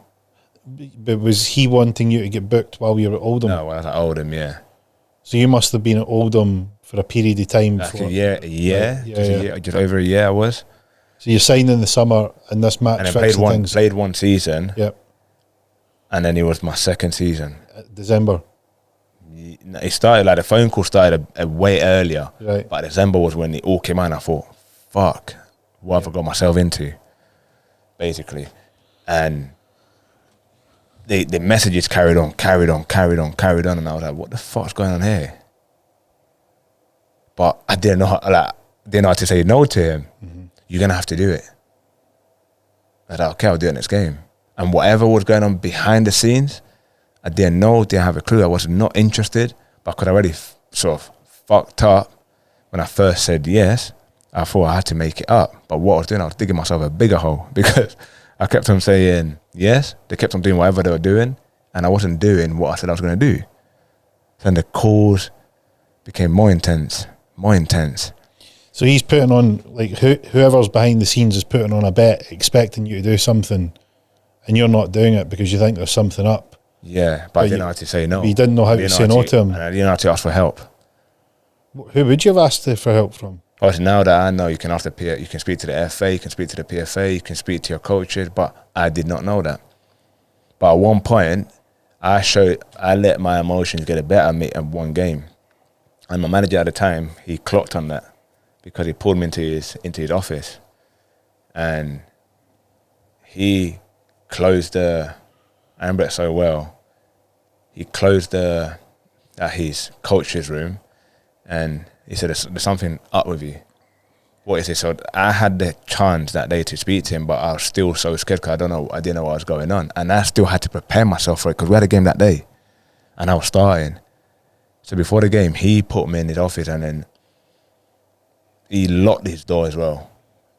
And he said, if there's anything that you need to get out, if there's any emotions, if you want to fight, fucking do it now, because there's something wrong with you. Fucking tell me what it is. And I was like, there's nothing wrong. And I broke down crying. Why did you not tell him? Because I didn't know what was going on. Mm-hmm. I had no idea as to what. Because obviously, you're forgetting that I've come from a country, right, where I've seen so much. I've come from a country where I heard so much about loyalty, about your word, your integrity, your morals, what you stand for, and all that. So I've already gave my word to someone. I come from a place where you don't sort of, at the time, obviously it was more like, this is, because I already knew it was bigger than what he made it sound. I knew I was already in a bad position, but I didn't know who was behind all this thing. So I think I can't talk. And if I speak, how am I going to say what's going on? Because I don't understand it myself. Because you felt you're betraying your word, you're betraying your friend. Yeah, but I didn't understand what I was. You didn't know what you were betraying them with. Yeah, I didn't have a clue what was going on. But the pressure, I knew it was something bigger than what it was made to be sound. I knew it was huge. So how did it come up to pass that? How did it unravel? Like, how did it unravel? I still don't have a fucking clue, because what I mean is that for match fixing to come to light, somebody needs to be aware of the match fixing. Because in the end, after all of this, I ended up getting injured, right, in a game that we needed to win, and I've never been so happy to have done my MCL. I was buzzing. I thought this could put a stop to these messages, these calls, and I said, sorry, I can't continue that. And I even said, I can't continue doing it. I said, it's going to be a while for me to do this because I'm now injured, but I was buzzing. I thought this will put a stop. So I'm now like I've got a boot brace like on my knee and not playing, obviously can't play. So no more messages, no more calls. And one day, my mum was now in Colombia and I've not seen her for quite a bit. She's gone to Colombia. She was coming back. I was going to my uncle's house in Manchester, and no, I was going to my uncle's house in London. But fast forward time now, I've now split up from my ex, and then I found like a saving grace, the missus who I'm with now, and I was just getting to know her. And she drove down. She knew everything that I was going through. And she drove down to London with me, picked my mum up from the airport, went to my uncle's house, picked my son up, Christian. I was with them, and then I picked my mum up on a Saturday afternoon. We went, had some food that Saturday. And on a Sunday morning, I woke up and my phone was buzzing. The amount of messages I was getting. My phone I couldn't see my screen, wallpaper. What was the messages? Like Twitter, WhatsApp, normal messages, and I could not see my wallpaper. I would go to open one and then another one pop. Like, it was as if I was some sort of famous individual, like I don't know. Like, so I hid away and I went to the kitchen and then I opened the first link that I was able to open, and then there was me, a newspaper. Like, literally me. What did it say? Just about every conversation I've had with this individual on the newspaper, every message that I sent him, every message that he sent to me, times of calls between us, and bang, I dropped down to the floor in the kitchen, floor of my uncle's house, and that's when I said my life is over. And yeah, that's when I thought, fuck life. Fuck life? Yeah, like, I'm done. My mum heard me cry. She came, what happened? I said, look, obviously my missus, the girl that I was just getting to know, like, she probably was thinking, what the fuck I got myself into here? A rape case. He's now all over the news. He's got a kid with someone else. And fair play to the girl, man. I love her. Love my Joe, man. Like, she's my everything, man. Like, she then became that sort of person that saved me, that gave me hope. I believe that not everyone was a C-U-N-T. Yep. Not everyone was horrible. But even though she showed me loyalty and respect, and she pulled me away from a lot of things, but still, then that evil Christian came back. What evil Christian? That from young ages, the aggressive one, the one that just wanted to be mean, the one that wanted to be horrible with words, with a lot of ways of doing my things. You were horrible to her? And my mum. Because not physically, but very, very like, not something I'm proud of, but it's something. Why do you think you were lashing out at them? Why? Because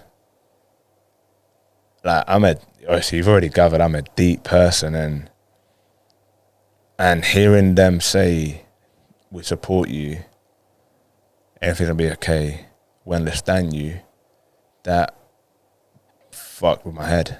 Why? Because I said to them, you don't fucking understand me. Why do you think they didn't understand you then? Because what I was going through was me. They weren't going through what I was going through. They could experience it from a distance, but it was my life. And for you to tell me to be calm and to be understanding and to be relaxed and that you understand what I'm going through, you fucking don't. And that's the mindset that I then picked up. So I'm the one that could be going to prison, not you. So your words and what you're saying to me is fucking bullshit. That's what you felt then? Yeah. Because I don't imagine it's what you would think now. No, it's not what I think now, but I'm going, because that was what you were going through at the time. Life is a journey, right?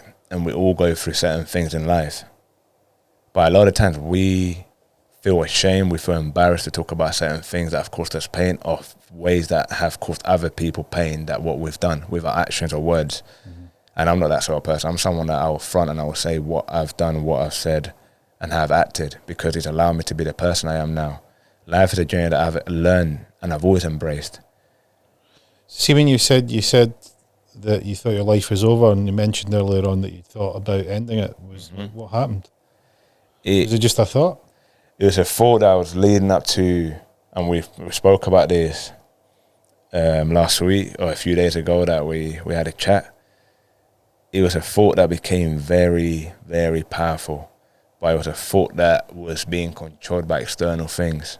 I gave external situations so much power that I led to believe what everyone else was saying. What external things? Like social media. Like people that I had no control over. And all these things, I started to believe them. So, say like if someone was saying about the rape case, for example, you rapist or something like that, I started to believe that I was one, even though I knew I wasn't. Mm-hmm. And I started to believe that I was what everyone outside of my life was saying. So you were giving their words power? So much power that in the end, those words and those thoughts started to feel real. And the way I was feeling, I was going to act upon the way I was feeling. So what were you thinking about? I sat down, right? And I just thought about my whole life. What I wanted to achieve, what I wanted to do, what I wanted to have, what I wanted to experience. And if the answer was yes, which it was to all those things, there's no more I need to do in this world. Because everything I worked so hard for has gone, and I became very selfish in my thinking. Forgot about my son, forgot that I had one. And I just started thinking about myself in regards of like, have I achieved this? Have I done this? Have I failed this? Have I experienced this? Yes, I have. Have I lost it? Yes. How long did it take me to lose that? Overnight. Because now my image, my character's being tarnished. Because personality is what people think of you, but your character is what holds weight. And that was, my character has always held some weight everywhere I've been and everywhere I've gone and everyone that I speak to, but that was damaged. So what is there left for me? I've now, they owe them, sacked me without pay, without giving me the option, the chance to explain to them, because I was willing to be open to them as to what I was experiencing, even though it was already too late because it was already on the news. They sacked me, like just like that. So they turned their backs. The agent that taught me to owe them, he supported me to an extent, rang me, said, I can't believe you no more, turned his back against me. The people that were always around me when I was always going out, clubbing, partying and spending my money with, blocked me or laughed at me on social media. So I was thinking, you, Mum, and you, Joe, are going to do the exact same thing. So I let those things that I couldn't control and they were so far away from me. It sounds like you're giving, like, this is a big, everyone's turning their back on you. Social media is destroying your reputation. People are, And the media, trial by media is happening. the media literally just crucified me. So the people are shitting on you without like really finding out if there was any blame or you're behind it. They had already decided that That I was you that were person. as good as guilty. Yeah. Even though that wasn't the case. They wanted to slaughter you. And the people that you thought were friends and close to you, cut ties with you, they didn't want to be connected to you. They seen you as toxic. Yeah. And you thought it was only a matter of time before Jill and your mum done the same. Is it Jill? Joe, yeah. Jojo. Jojo. So Jojo is going to do, you're like, right, why would you want me? I've got this baggage. I've got a kid. My life's in tatters. I've got no job. My career's ended. My reputation's destroyed. And you're sitting here telling me that you're going to support me. You know, Why? support me. You understand what I'm going through, which I called bullshit on that. Because you can never understand what an individual's going through. Everyone's got a different perspective. Like what me and you looking at that light, you can see that light different to the way I see it. And we'll have different feels, different vibe towards that light. So you can't never tell me that you understand what I'm going through. Because I'm the one that's got to try and stay as calm, as composed, as positive as I can to face what I'm about to face. You guys can carry on with your life, normal, your jobs. No media coverage, no image being damaged, no friends turning their backs on you. That's happened to me. Do you feel that you wanted to push them away so that you didn't want them to get tangled up in what you were going through? At the time, nah. I just thought they were just as bad as those individuals that turned their backs on me. That's what I thought. And that's as honest and as real as I can be, because that's how I felt. Mm-hmm. And it took me being so, obviously, me being so mean and then me being as close to taking my life to then try and turn my life around. Yeah. Because when I wanted to do what I was going to do, right? You're talking about ending it? Yeah, ending my life. Like, Did you ever attempt, or was it just thoughts? Thoughts, and I was close to. What were you going to do? I already had the bath run, knife in there, and some pills. Okay. So I was sort of like, I was ready sort of. What stopped you? What stopped me? Them. Because they came back to the house. Because I thought I was going to be alone longer than what I anticipated. Because I worked out where they were going and how long it was going to take them to get there and how long it would take them to get back. And That changed your plans? And I don't know, God must have touched them and they came back earlier than expected. And then that's when I had the courage to talk to them. What did you tell them? How I was feeling. Did you tell them what you were about to do? Aye. What did they say? Just saw the emotions, especially in my mum's face, and how she... How did you feel about what you'd have done to her if you did it? To be fair, I didn't feel what I would have done to it. I just felt happy to know that I was loved and there was genuine...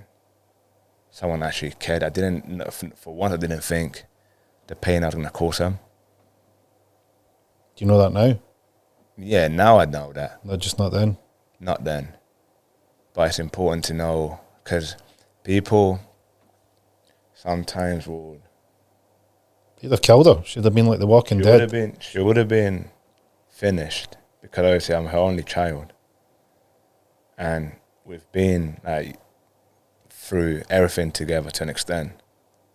And I'm the man I am because of her. Look at all the sacrifice that she made. The sacrifices that she made. Everything that she done, all the days, all the early mornings, all the lunch times, all the train journeys, all the meeting you at the station, all the jobs, all the working But through it. even that's what I'm saying. But I became so. I was in such a dark room that I just saw what I wanted to achieve and how I achieved it, and how quick I lost it. And what's the point? I saw myself as a failure. I lost my identity. I lost who I was. Yeah, you're fixated on what you've lost rather than what you've got. Than what I had. So You've got people that are saying we're here for you, and you want to. And I was blind to it. Yeah. Because of external things, because of things that I could not control. Even though I'm not saying I can control my mum and my missus, but there were people that were close to me. What did they say to you? What did they say? Yeah, like what did they say to you that made you believe in you? We trust you. We know you didn't do any of the things you're getting accused of. And that meant a lot. big fucking weight on your shoulders, isn't it? That meant a lot. But you just need a glimmer of hope. In a world of, your world at the time sounds dark. It sounds horrible. It sounds like pressure. It sounds like it's lonely. It sounds like no one understands. And I don't think anyone understood. That's your perspective.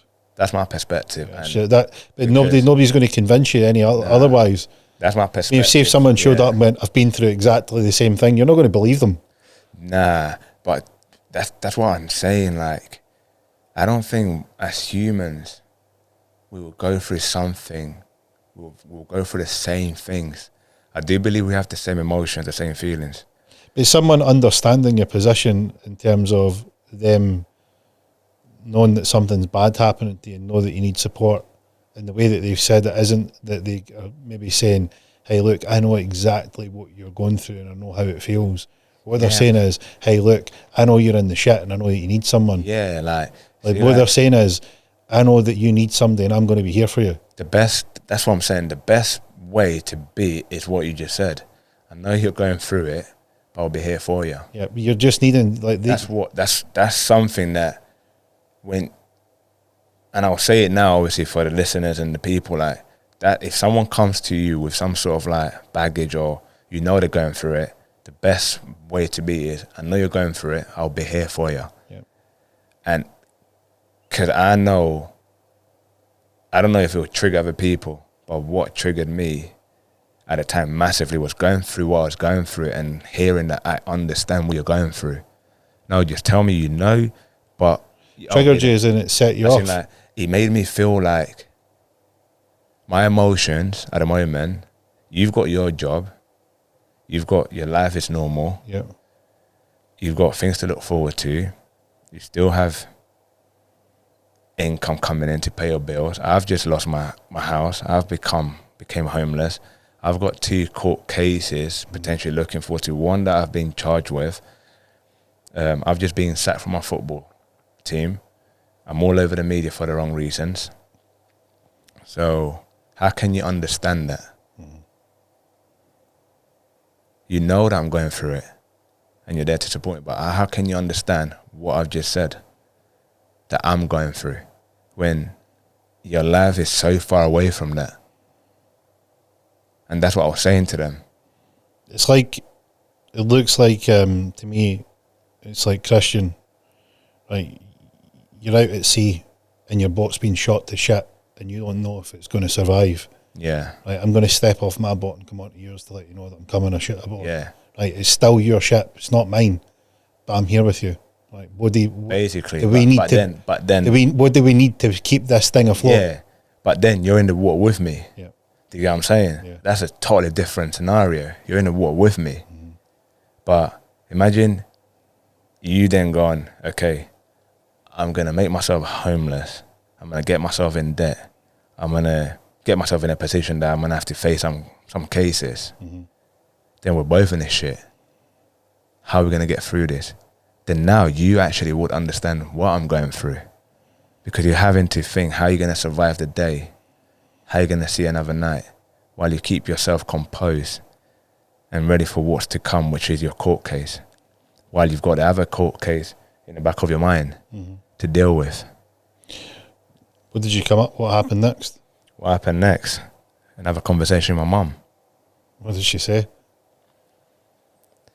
She said to me, Chris, because obviously I spoke to him about my cousins and what they did in that, which obviously I won't say too much in here, but one of my cousins rang me laughing, who's same age as me, and he said, you thought this lifestyle, this football life was going to be good for you for the rest of your life. Look at your position you got yourself into. Instead of calling me to try and some moral support, he called to sort of like dig the hole deeper for me.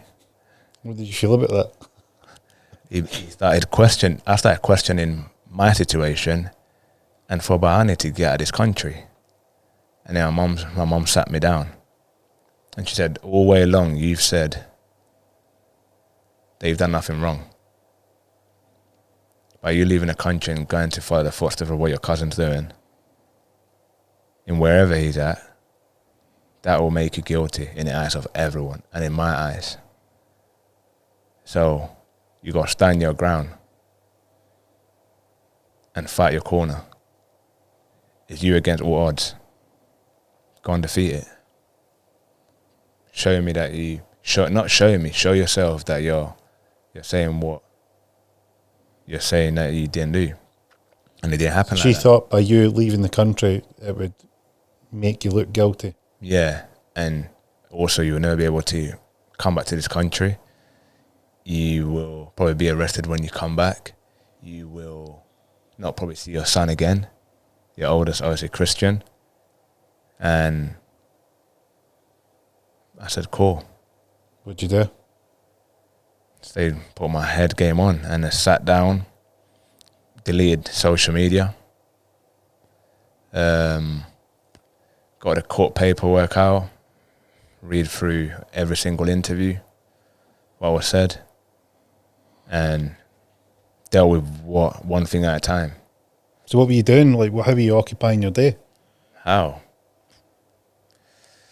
My days were occupied by trying to continue to pretend that I wasn't struggling. So like trying to live this life that I once had. I mean, you feel like you're right in the coalface. I'm just listening to what you've said. Right, so you've came from a country, you've worked literally from a young lad at 10 all the way through, you know, all these sacrifices, everything's here. And I lost everything by the age of,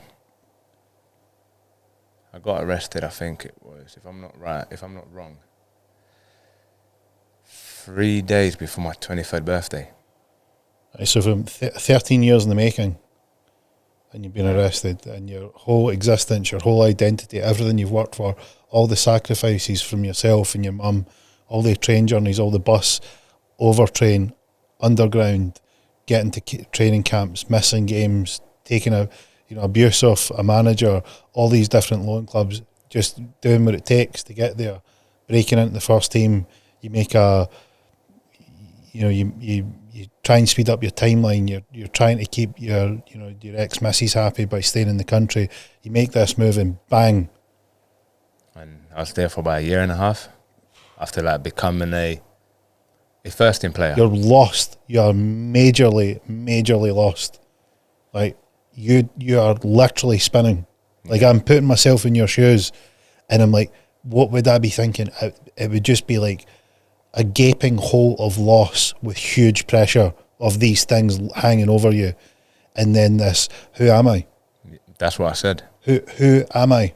That's and what it's I said all to gone. myself. And you go, what's the point? This whole thing is just obliterated. That's what I was saying to myself. Yeah. That's what I was saying to myself. But then, who am I? Who was I? I was someone that was lost in my job. Obviously all this comes with working on myself. But what was I doing? I tried to get a job because I wanted money. I needed money because I went from providing for my kid to then nothing. I went from helping my mom to nothing. I went from looking after myself to nothing. My mom said no, because the minute you get a job, the minute you forget about your true passion. Kills the dream. Kills your dream. You've already lived it. You know what it's like, but you know how you've been treated because of it and what's happened because of it. You go get a job, you meet new people, work Monday to Friday, probably go out after work on Friday, you work for the weekends, so you could lose yourself even more. So just believe in yourself. What are you doing to get by? How are you getting by with money? Surviving, man. Surviving. That's what I was doing. Didn't have no money. Surviving, because when I was playing football, that's one mistake I made. And I was earning quite a bit. I didn't, not like changing money, but enough to save a little bit. And I never saved a penny. Yeah, you live for the moment. I was just living for the moment and enjoying way too much. But how I got by was then channel that inner child. Go back to my upbringing. Go back to when I lived in a one bed with my mum. How is humility tasting at this point? Because it's humble pie on steroids. It was enormous. Like, and that is a very hard but worthy pill if you can stomach it. Oh, but mate. My word, that must have been hard. You've went from up there to being smashed into rock bottom, and humility is hey. And that's when I said earlier that you only need one therapy of being rock bottom, and it's only how long you're willing to stay there for. Yeah. And then picturing and thinking how you're going to bounce back, especially in a position as I was in. So you've no money, no job, you're lost. Cases. 2 court cases. Potentially. One that was... you've been charged for one and one's going to court. One that's again... They're investigating the other one, if I've followed you correctly. They're investigating the match fixing. Mm-hmm. Everyone's turned their back on you apart from Jojo and your mum. Yeah. But you're lashing out. You hate what's happening. It's a classic case. I mean, there's nothing wrong with that. Look, they say that you take it out in the ones that you're closest to. And that's what I was doing. Yeah. And obviously, my uncle at the time, he had his hat. So when I first got arrested, when my world came crashing down, and I landed face first on that concrete floor, and I felt that horrible pain that. Like I was concussed and I was dizzy and I didn't know what the fuck was going on. I was at my uncle's house, so I stayed there for quite a bit. And it got to the point where, when I say that Joe's been my saving grace, to an extent, and I'm so grateful for that girl. I love her to bits. Regardless of what I was going through, she then decided to leave her house because she's from basically Blackpool ways, and decided to leave her comfort of her family, and move to London, get a job, and support me. Her mum and dad, as much as they didn't understand and they didn't want her to do that. I understand why they didn't want her to do that, but she said she wanted to do it, and they got her once again because London, obviously, is too expensive, and so they got her an accommodation, a bed, a shared accommodation again. But once again, it was for her. And she allowed me every now and then. She would sneak me in so for me to sleep every night. But if she had gone and anything, I'd have to leave. So you've went back from Oldham to London, from Manchester to London at this point. Yeah. But I had no basically place where I called home. Yep. I had nothing. Where's your mum? My mum, she wanted to stay and support me, but that's when I turned around, when I realised after what she told me, I had to face and dance to the music. I told her for her to just fuck off out of the country. Why? I just wanted to deal with it on my own. Didn't want to hear. How did she take that? Not so well, but she understood. Said it's my fight. I love you and that, but just go. Where did she go? She went to my sister in Canada. And she worked there. To be fair, she worked there, but obviously the Canadian dollar to the pound is a huge difference. So whatever she did out there and whatever my sister and her husband were doing, they all send me what they could for me to eat every now and then. You are right in the shit, aren't you? Yeah. Proper shit. I want that embrace, man. Fucking hell. And so you've got nowhere to live. Safe to say you're homeless. I'd like Joe had her place, Yep. and then I had my uncle's house, but he's got his wife and his 2 kids, and Joe's just for one person where I was able to sleep every night. Yeah, I was homeless. I mean, for lack of a better word, homeless. I mean, you're not like... Not like sleeping in the streets constantly, but I had a bed, but it was a bed where I could sleep, and then I would just... And I was injured as well, so trying to rehab my own self. How are you finding a way out of this? When do you start to think? When did it start to click? When I had my court cases, and eventually I was cleared from the rape one. How did that? What a relief that must have been. Yeah. Like just that weight off your shoulders. It was a big, massive weight until I was walking out of the car and I got rearrested again. What for? For more evidence has been found in a match fixing case. Fuck it. Outside the court. So how long did the relief last? About 5 minutes. The fucking world's got some irony, isn't it? Yeah, 5 minutes. So you've got this euphoria, massive relief. Wow, I can breathe. You walk out the court, arrested. A few, like about 2 women and 2 guys. Anyway, they're all dressed in black. Because he wasn't a police, he was like National Crime Agency. What's the difference? They just deal with like... Different outfit? Different outfit, and they just deal with higher criminals. Right. Basically. And obviously because of what I was getting arrested and accused of was match fixing, money laundering, fraud, cheating in sport.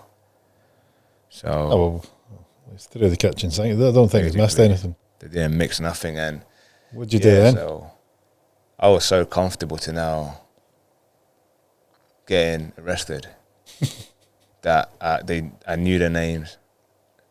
They knew me. They treated me like I was their pal. Didn't handcuff me. Just put me in the back of the car. Had a normal conversation the whole journey. Got to the cell. They're dealing with people all the time. They're going to know. They're going to be like, "Hey, look." But the first few times, obviously, I did get handcuffed. I did this with me. But they don't know you. It got to the point where we were just pals, like, and okay, Chris, what do you want to eat? It was like my second home. Well, I mean, look at what's going on in your life, right? You don't know where you're going to sleep. At least I had a bed for the day. You had a bed. You had a bed and food. I had a bed and food and a hot drink, even though I don't like hot drinks, but I had a bed. And yeah, obviously got taken in for more evidence, but obviously it was nothing to do with me. It was just something elsewhere that they wanted to question me about, and then got let go. Yeah. I mean, if you've ever dealt with the police, you know, the police have a bias because they think everybody's guilty. Yeah. But they're actually quite good at being like, hey, look, we know that there's something going on, but they've got an intuition where they're like, look, not really sure that this is you, but we've got a process to follow. And it can be hard initially where you go, I feel like you're just treating me like a criminal. And then you start to realise that they've got a job to do. And as much as you might be in the firing line, they sort of are giving you the clue that they're like, we don't think this has anything to do with you. Yeah, but obviously it got to the point where I started like, even though I was going through this shit and I was still in this shit, it was more like I said, like, it was just, what can I learn from this, from all these things that I'm going through? How can I become a better person myself? Big question though. That's a big, bold question. Yeah, and I was asking myself through everything that I started going through. Obviously, I won the rape case now. This is still going on. What next? And I started then asking them questions again, like, so I've achieved this, I've achieved that, I lost this, now I'm going to take my life, boom. Admission, unsuccessful, which I'm so grateful for, that I'm here to tell the story. And you mean mission unsuccessful as in you didn't take your own life? Yeah. Yep. And then it was then, okay, bang. That's out of the way. I can't play in the UK. I'm not. You can't play in the UK but because of the accusation that I had and my name was tarnished and no club wanted to be associated with me. Right, so it's not that there's a mandatory requirement. It's just from a It's just from reputational a point. reputation point that Yeah. no club wanted to be associated with someone who has got such a thing over their shoulders. So what did you come up with as to what should you do next? I got £900 back from the court from the first case. And to me, that felt like £1 million. What did you do? What was the plan? I had two things in my mind. One was book a hotel and eat like a king for the weekend. Or the other one was to use that to rebuild my life again. How does rebuilding your life look like? How? I What, didn't know at the time. you didn't know? But I sat down in that room. 900 quid's not going to buy you a lot of life bricks, but it's a start. It's a start because I started praying a lot, and my family have always like took me to church when I was in Colombia and all that, but when I was forced to go to church, I didn't want to go because, you know, like when you're getting forced to do something, you're like, no, I don't want to do this. But I've always had like this side to be close to God and that. And I just started praying. What did you pray for? Just show me the light. What were you asking for?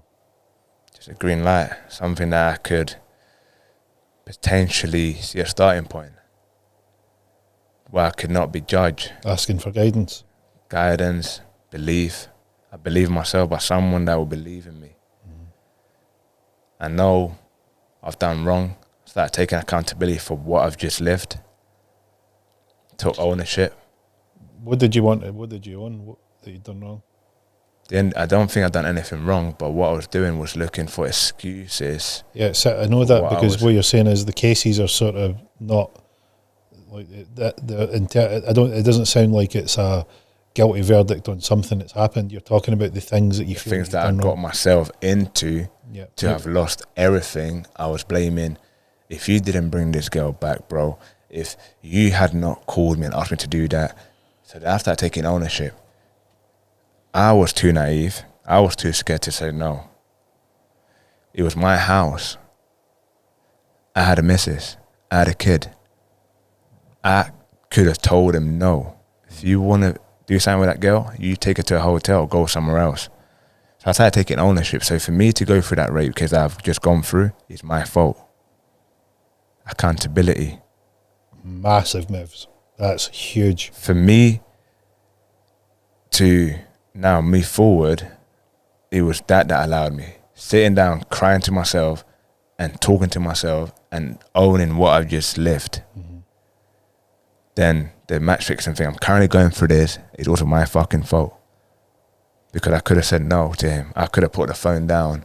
But I didn't know. But it's my fault regardless. Yeah. I am my own person. Yes, it's fucking hard when you don't want to say no to something. It's fucking hard when you don't want to say no. You take accountability, you learn. Yeah, and Like then accountability regardless of how whatever situation you're in. What it does, you If it take involves accountability. You give yourself the power to accept that you had another decision. Yeah. And with that, no matter how bad that accountability feels, gives you a power. And that power is that you now can make better decisions. And as humans, we only tend to take accountability when it's beneficial, when it's enjoyable, when it's fun, when it's good. I had done that. Yeah, I was there. But when you got the shit all over your house, that's when you go into hiding and you look to blame other people as to why it happened. As to, you shouldn't have fucking rang me to go out at night with you. You shouldn't have come to my house. So you've got the accountability. You're starting to feel. I feel like I started to regain my power a little bit. Yeah. You can see it coming back to you. I started to regain my power a little bit. I started to feel myself a little bit. Not fully there, because it took me a long time. But I started to sort of see clarity. I started to realize who I was again. I lost my identity because I gave football so much power that it became my identity. So I'm no longer a footballer. If I get back into football, I play football. I started working on how and what language to use to refer to the things that I was doing. Yeah. That allow me to always stay in control of me, of Christian, of the father, of the partner, of the son. Because that's who I am. I was born into this earth and I was brought here by a mother. So I'm I'm a son to start with. And as I got older, yes, I had my kid. So I became a father. And then I became a partner. And now I've got 2 kids. So that's who I am. I'm not giving my job and what I do the power to control me and to identify as that person.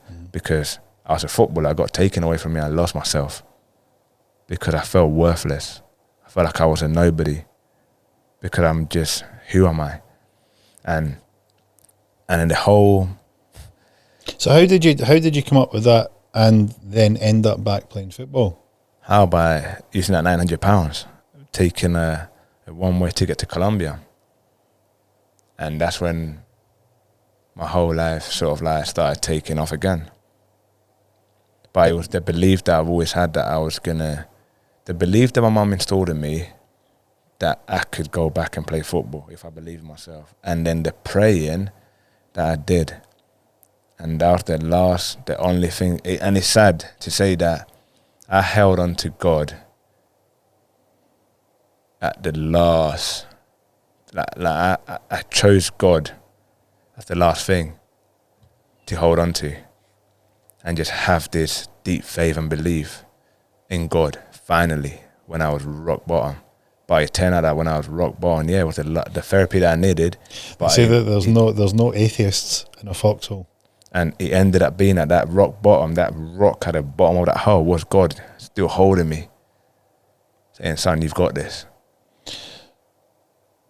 So you get the belief, you're starting to feel the belief coming back to you.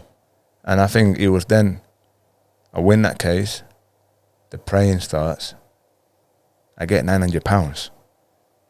Not once I said, fuck me, God, this is not what I asked you for. I said, thank you, God, man.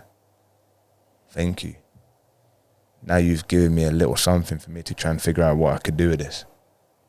Gratitude's always a great place to start. I started being grateful for everything, and I started being more grateful for the little things that we take for granted. The little things in life are the biggest things in life, because the little things that we take for granted, which is the big thing, which is waking up in the morning. Opening your eyes is something that as humans we take for granted. Our health we take for granted. And I started literally appreciating and being grateful for that, which then allowed me to even become more powerful within myself.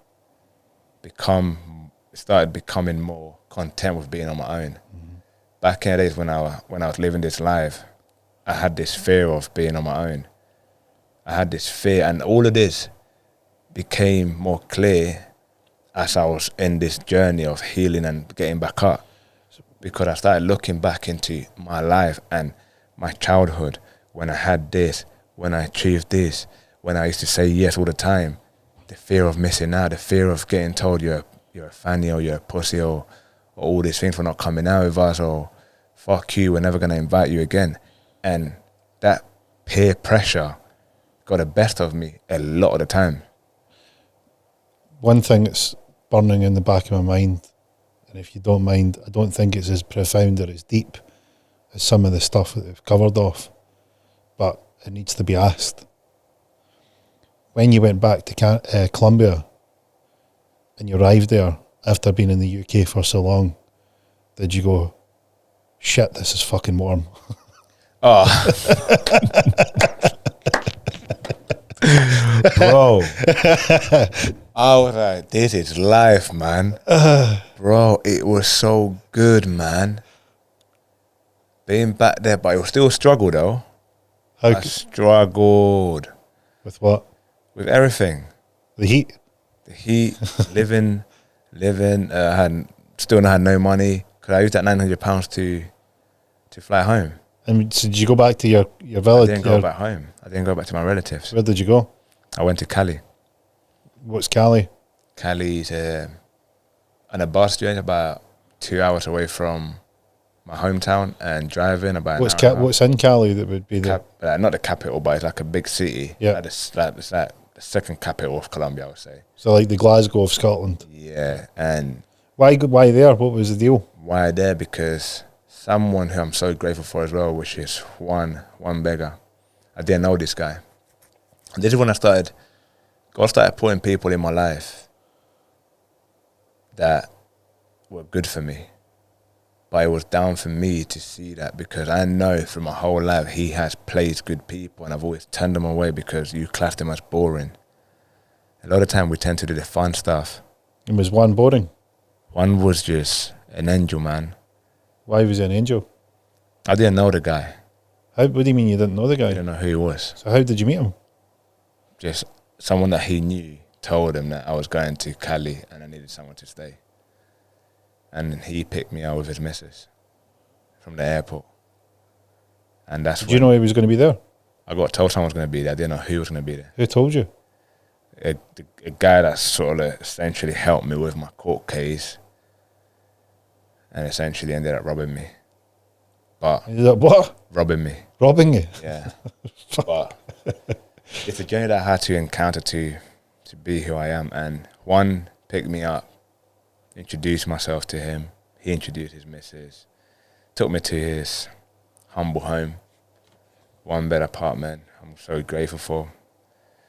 And then, I stayed in 1-bed apartment at this point in time in your life is like a fucking palace. It was a palace, yeah. Yeah. Even though I stayed in his, like an open plan thing next to the, like literally, because it was quite small, but to me, being able that I could stay there, I could rest peacefully, I could step out of the house and come back in whenever I needed to. It was God's gift, man. And and then he told me about a football team, America de Cali, one of the biggest teams in Colombia. And majority of my family support that team.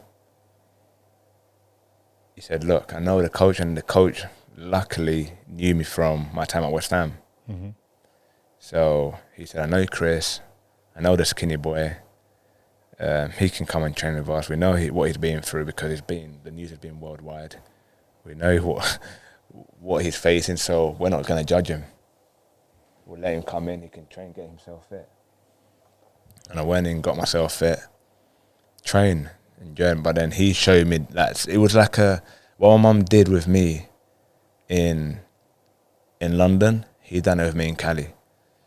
So he then showed me how to get to training. He took me to training first in his car, and then he took me to training via public transport, because he was the other side. Say, for example, he lived in Glasgow and then training was in Edinburgh, but there was no trains. That far? Basically, yeah. How were you getting there? Buses. Right. And so he showed me the way. Then I spoke to my mum. My mum was still in Canada. Joe was still in London.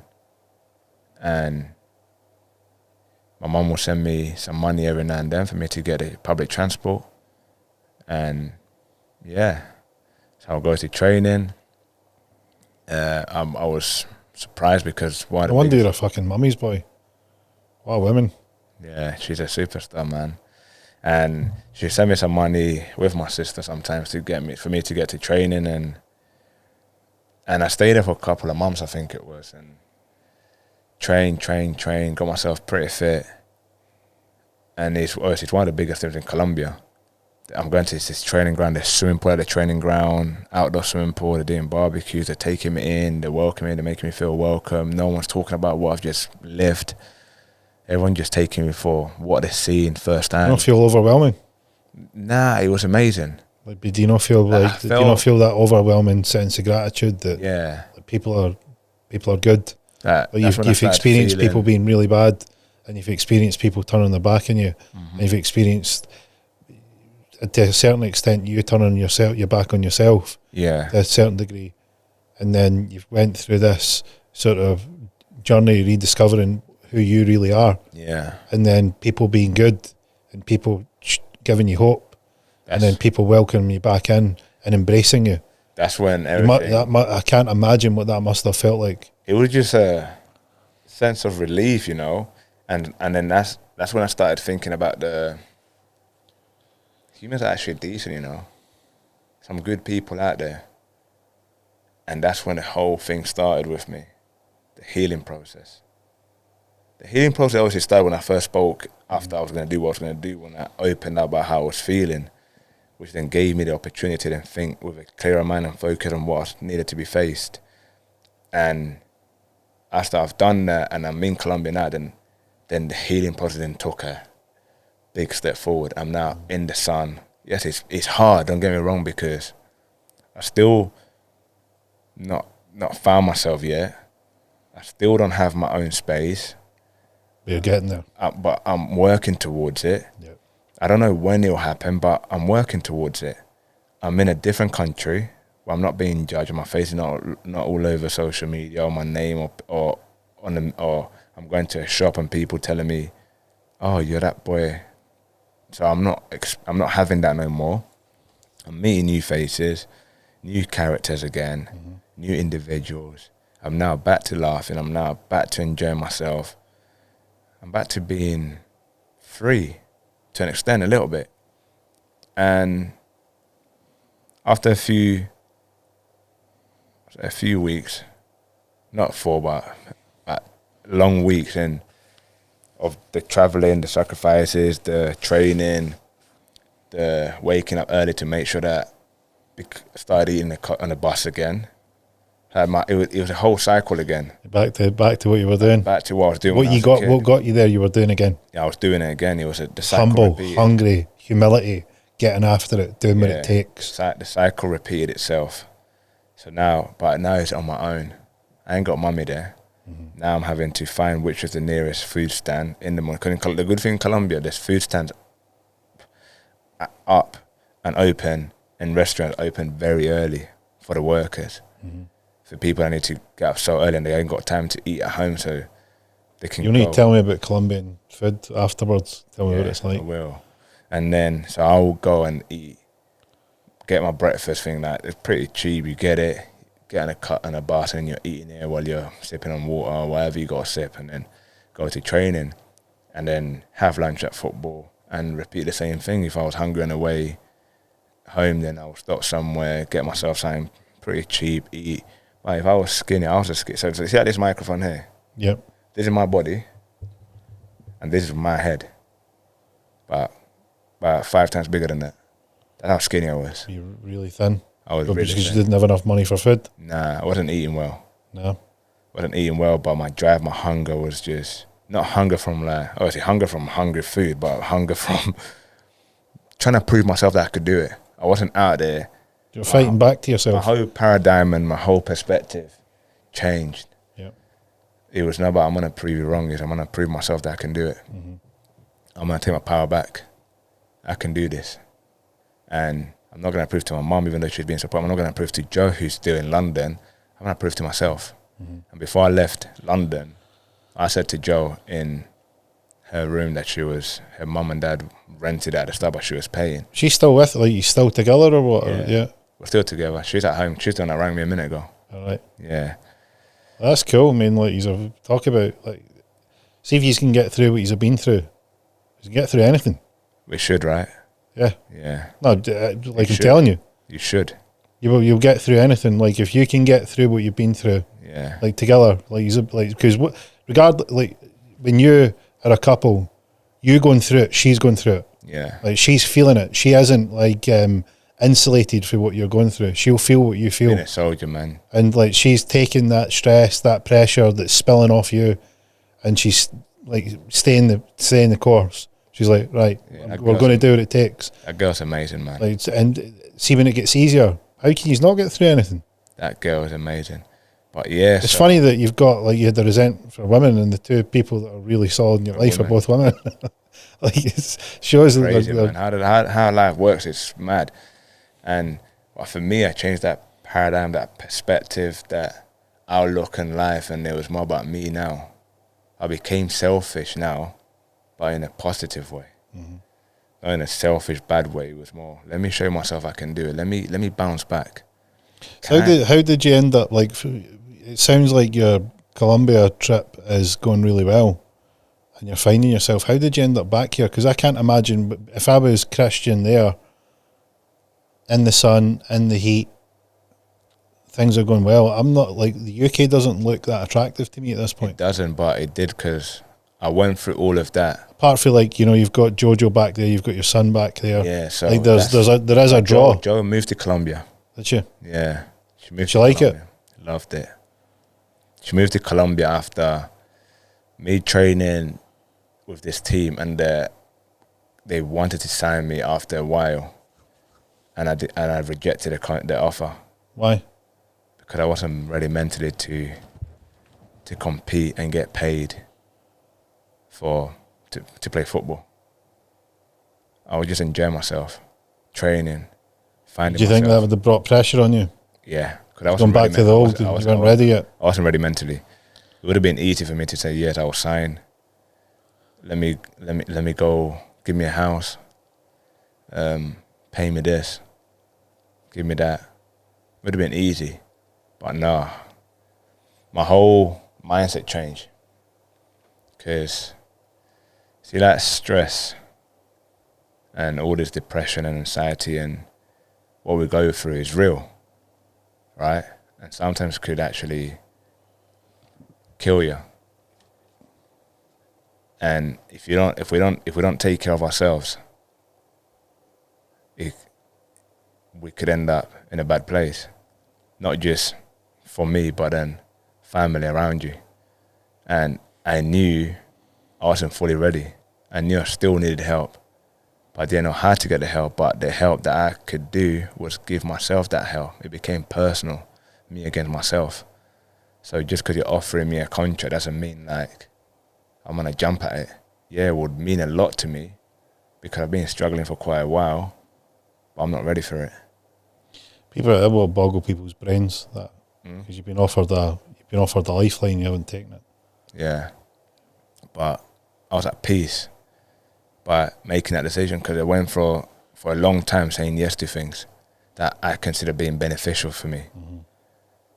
And this moment in time, what was more beneficial for me was playing football without any responsibility and without being judged by any fans, by media, by people that knew me, by family, but myself. How long did you stay in Colombia? I stayed 1 season. So is that a year? Yeah. In total. What was the trigger for coming back to the UK? My son, Cristian. And so you've got an opportunity in Colombia to remain there to play football. No, I didn't want to stay there no more. Yeah, I gather that. But what I mean is that you maybe had the opportunity. Yeah. But you wanted to come back to the UK. Yeah. What did you think your prospects were playing football in the UK? Didn't want to play football in the UK. So I said to myself, what was your plan? From my experience, from not saving money before I went through what I went through, I saved a lot in Colombia. Right. So where were you getting the money from? Take it, you got a contract. And then I ended up getting a contract. So after I rejected the offer, we genuine in rejecting the contract. We just playing hard to get. No, genuinely, I wasn't ready, man. I'm just messing. No, but I get what you're saying though. But I wasn't ready and rejected the contract. And in between all of that, a lot of things happened as well. But I mean, that's good because what you're doing is you're rebuilding yourself with the things that are important to you in the right way. I mean, for people who don't get it, what you're doing is, look, I've been bitten by this before and I'm concerned that I don't want to rush into it because this is what made, like, I didn't want to go back to it. I was naive, I rushed and it blew up in my face. So I don't want to make the same decision again. In my way, like how I saw it was, and I say to people, like when I speak to football gave me so much joy and happiness, but football nearly killed me because of how it turned its back on me. But then I came to terms and understand that a lot of that had to do with me. You took the accountability. Yeah, so you realised it wasn't football. A lot of it was you. Football was just the way in which it happened. Yeah. And then you came to terms with that. And when that became clear to you, you were able to accept football again. Yeah. But you weren't ready at the time yet. At the time I wasn't ready. Does that sound about right? Yeah, no, at the time I wasn't ready. And essentially, yes, I signed, got a nice house, swimming pool. Nice. Joe flew over, my mum flew over. Now I've got them both back together with me. And then my mum went to see her mum and dad. And I went to see her mum because my granddad was dead at the time. And Joe stayed with me for a year in Colombia. Did she want you to stay in Colombia? Oh, no. No? No. Did she want to come back to the UK? She just said it's one of them countries that you've got to go and on a holiday and enjoy yourself rather than work. Because I was always away from her. Because Colombia's so big, so every game we had to fly. And every home game we had to stay over in a hotel. Yeah. So she was always on her own. But still had decent experience, like different country for her, different culture. And then, yeah, so... Well, that's the thing is, like, see, when we go abroad, like, you know, when you go abroad, like, I don't know what it is, maybe Scottish nature or something, but we always end up in the culture and locals and what do you drink, what do you eat, and like speaking to the locals and you show you stuff, and it's like you just get immersed in it because you it's fascinating seeing the different ways, the way people live, and people are so welcoming to people that are interested in the way that they are. You know, they would think, because you would think, you know, maybe they don't like tourists or they don't like people, and it's like, couldn't be any further from the truth. I mean, man, we were in Egypt recently, and it's just like, only you. I think I went out and was looking for a oh wait, you go. My son's calling me. Sorry. Yo, boy. I'm doing a podcast at the moment. Look. Hey, how are you? Chrissy. Yeah. Do you want to give Joe a call and call your brother? He wants to play with you. Yeah, I was about to say I'm gonna call Nico. Yeah, he wants to play with you. So give Joe a call quick. Tell her that you rang me, but tell her that I'm nearly done, but I'm not nearly done. But all right. Yeah. All right, love you, boy. Love you, my boy. Bye. Right, call Joe. Is that your oldest? Yeah. That's cool. Where's he here? No, he lives in Reading. No, Aldershot. Yeah, nice. Yeah. So, yeah, the whole process of healing, and you got to take it serious, you know. And I've said it to you before, I don't think you can fully heal. You learn to understand things from a different perspective. You learn to understand yourself, how powerful it is to remain in control of who you are. And do you not think you heal? Do you not think you fully heal? I don't. Could I ever fully heal? I don't know. I've learned to understand what triggers. I think you do. Things. I think you heal, but you keep the scar. The scar stays there. You get but to that scar. you keep the scar, and the scar's like the. But that scar is. It's like the badge. It's like the how you look. But it's a strong scar that you learn to not let that scar be open again. Yeah. But it's a journey that not many people are willing to take. Yeah. Not many people are willing to accept. What do you so you end up back in the UK? How do you fall back into football? To football. How does that come about? I mean, what was your plan? Like, you come back, what are you going to do? My plan was to see my boy who just rang me. Yep. Spend some time with him. He's Christian as well. Yeah, Cristian Jr. What age is he? He looks big. 12. Does he play football? Nah. He's into golf. Is he? Yeah. That's an interesting one at 12. He's into golf. Good on him. My youngest is into football today. He told us he wants to get into boxing. Let them go and explore. Yeah, so because we'll get him ready to take him football this morning. Mm-hmm. But you know, that's what I'm saying. I look at the body language and his attitude and how he's trying to get himself done. I sat him down and I said to him, "What's up with you? Do you want to go football? Are you enjoying football? Mm-hmm. You don't need to go football if you're not enjoying it, if you don't want to go football." Mm-hmm. So what's up? I said, "No, speak up. I don't want to go football. I just enjoy the Friday football. Friday football is when they play games." And I said, but for you to enjoy Friday and understand how football works, you have to go training. You can never improve. You can never just turn up at a match and expect to know what you're doing if you're not practicing. So you can never go and lift a heavy weight like because we were talking about weights and how to get strong and how to get this type of body. Because he's proper like switched on, my 7-year-old. And I said, for you to have that body that you're telling me that you would love to have, you could take it. You could have it by the age of 12. Like, because you can have your packs by the time you get to 11, 12 years old, but it will take you 5 years from now, 3 years. Consistent work, consistent dedication. It's not going to come from me. It comes from you. If you don't want to go football, it's fine. If you don't want to do this, it's fine. What do you want to do? He said, maybe boxing. Because his mum And I said, cool. Yep. Then we'll find Let him have a go. Then we'll find you boxing. My eldest tried football. When I played football and I went boxing with the idea to keep fit for football, and after 3 weeks of boxing, there was parts of me that I never knew that I had that were hurting. Yeah. I didn't know I had these bits in my body. So if he doesn't like the training in terms of football, good luck with the boxing. No, but he loves fighting. Well, look, we'll find out. I mean, He loves fighting and he loves being aggressive. And he's like me. He's very passionate and he shows his emotions real quick. And what bothers him, bang, he will show you. You will know. I'm not good at hiding my emotions, and he's the same, and he will say him. So I think boxing might help him a little bit to channel his emotions a bit better.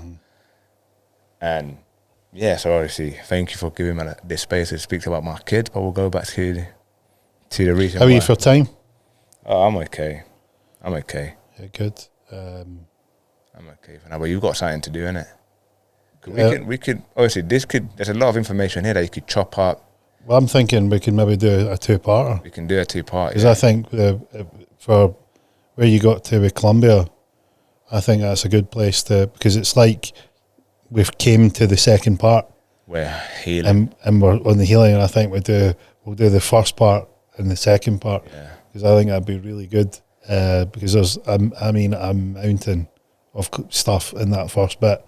That's why I want to write a book, and I want to. I told you, books are fucking old news. There's one thing that I would love is like a documentary that I'm thinking, how can I work on it? Yep.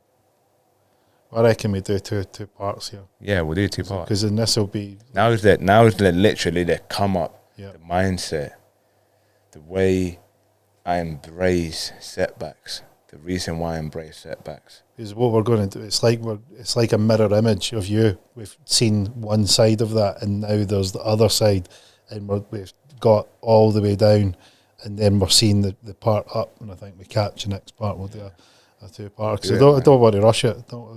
No, you do that, and then, but bro, how did you feel talking about it? When every time I talk about the bit where I wanted to end it, it does get me a little bit. I thought you did really well. It gets me massively, because obviously I'm someone that I understand things now on a deeper level. The effort, the energy, the time that Mum has put. Meeting Joe at such a crucial time and how she handled certain things, knowing what could have been. Obviously, Joe maybe could have been hurt as much as she would never been hurt as much as my mum. But I know she would have been hurt. God sent you a couple of angels, and you tried to shove them away. He sent me some, but that's the thing. Like, we as humans, we're always asking and waiting for that moment, waiting for that opportunity. Every day is an opportunity, but are we willing to actually open our eyes and see it? Mm-hmm. Yeah. And we always tend to say, I can't wait for the weekend. I can't wait for Friday. You can experience things right now. There you go. I can't wait for Friday. I can't wait for Monday. What? I can't wait for this. And you're wasting your time. Yeah. Oh, I don't want to do this because the fear. And I always say fear, man. Fear is just an illusion. Yep. Something you just creating a movie in your head that is probably not even real. You could end up suffering twice for something that might not even happen. You might end up suffering once for something that might happen once. Mm-hmm. So while you're in it now, just enjoy, embrace it, and then face, which is what I was doing back in the days. I was suffering, I was watching people getting accused of rape and actually being found guilty in court, and what it done to them, reading news to what it done to rapists in jail. For someone that was innocent. And I was reading and watching things like that. So like preparing myself mentally for what was about to happen. I'm there suffering and I'm going, fuck me, man. Should I just end it? Should I just... You can see how people get there. I mean, you can see it when you get, like, the justice system isn't perfect, and like people have been innocent and been put in jail, and it's an imperfect system in an imperfect world, and you can see how people would go, look. That's what I'm saying. There's so many things that I could say, bro. Like we'll come up with something together, and but even like information that what the police were saying to me, all those things, like what they knew, what could have happened, what should have happened, but why they dealt with it the way they dealt with it, how sorry they were for certain things. Yep. Like, bro, it's heartbreaking. And this is why, mate, for people, females, real rape victims, because it happens out there. Yeah, that's the thing, is like it's taken away from It like, the real taken away victims. from people that experience trauma in the hands of abusive sexual intercourse sex, like, and for them to go through certain things, and the advice they gave me after I won that case is crazy, man, and it's all mad, man. But like I said, like, I don't just focus on my destination.